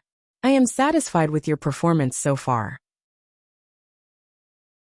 As for the business gathering, it is an occasion for you youngsters. I will stay at home and fish with the old man. Shen Jianchuan had his reasons for not attending. After all, the whole Shen family was in the limelight now. It was better for him to stay away from them, so that his brother could be the mayor for a longer time. When Chi'er turns 20, I plan to bring her abroad for registration. It doesn't matter if you have that piece of paper. Shen Jianchuan was not in a hurry. He wanted to keep his daughter for a few more years anyway. Dad, you should find yourself a partner. Shen Jianchuan smiled and waved for Sheng Xiao to leave. Go do what you need to do. Why bother with an idler like me? Sheng Xiao did not stay long at the Shun family. Their houses were too close, and it was convenient for them to visit each other. Still, before Sheng Xiao went to Zhongting, he told Su Che to send the gown he had made for Qi, to the villa, so that she could try it on. Now the little one's figure was becoming more voluptuous. Sheng Xiao did not want other men to stare at her, but he did not want to overshadow her beauty either. Tonight, let's watch a good show. The Sheng family would not be prepared for it, since Sheng Xiao had hidden it too well over the last 6 months. And Jing Yun would attend the gathering with Sheng Minglan. Of course, all he was interested in was watching the Sheng family put on a good show. At 6 in the evening, Sheng Minglan was changing at home. When she saw that Jing Yun had changed too, she said, "Why don't we go with Chi Chi? Let them go alone. It would be more surprising that way." Sheng Minglan thought about it and nodded. She felt a surge of emotions at the thought of Sheng Xiao returning to his peak. Meanwhile, third brother had changed into a dark green suit and a bow tie as he came downstairs. When he saw that Sheng Kai and Gu Xiling were dressed up, he gave them a thumbs up. What a perfect match! Sheng Kai was wearing a dark blue handmade suit, while Gu Xiling was wearing a white halter dress. Although they were beautiful in such cold weather, were they not afraid of catching a cold? Of course, to Sheng Kai, it was enough to save face. He had never been particularly concerned about Gu Xiling's health, especially after he found out what was wrong with him. He was even more afraid to talk about health. Hence, the trio got into the Lincoln Stretch limousine. Meanwhile, third brother was tidying his sleeves along the way, and could not help mocking himself. "I'm still lacking a woman. Having a lady from a good family like sister-in-law for a wife is such a relief. Grandpa is asking you to go so that you can find someone who understands you," Gu Xiling quickly said. "We'll meet the person in charge of Zhongting soon. I really want to know who the person who made me pay 6.5 billion is." Third brother pretended not to understand, and pretended to be a depressed youth as he looked out the window. Otherwise he would have laughed out loud. It was not that he had anything against Huang Yao or second brother, but eighth brother's brain had been specially made by God. Anyone who dared to compete with him in the business world would only be asking for humiliation. He just hoped that second brother would not have a heart attack from his anger tonight. Since he was the CEO of Huang Yao, the trio were invited to the main hall when they arrived. There were no less than 100 guests in the hall that resembled a heavenly palace. Third brother searched everywhere for Sheng Xiao, but he did not seem to have arrived. If that was the case, he could get to know the little beauty who was already there. You're tuning in to the Li Mei's Wuxia Whispers YouTube channel. We're so grateful for your support. And don't forget to subscribe to join us on this incredible journey through captivating stories. Your generosity through donations truly makes a world of difference, as it's the primary source of revenue that allows me to expand and enhance this channel for you. Thank you from the bottom of my heart for being a part of this adventure.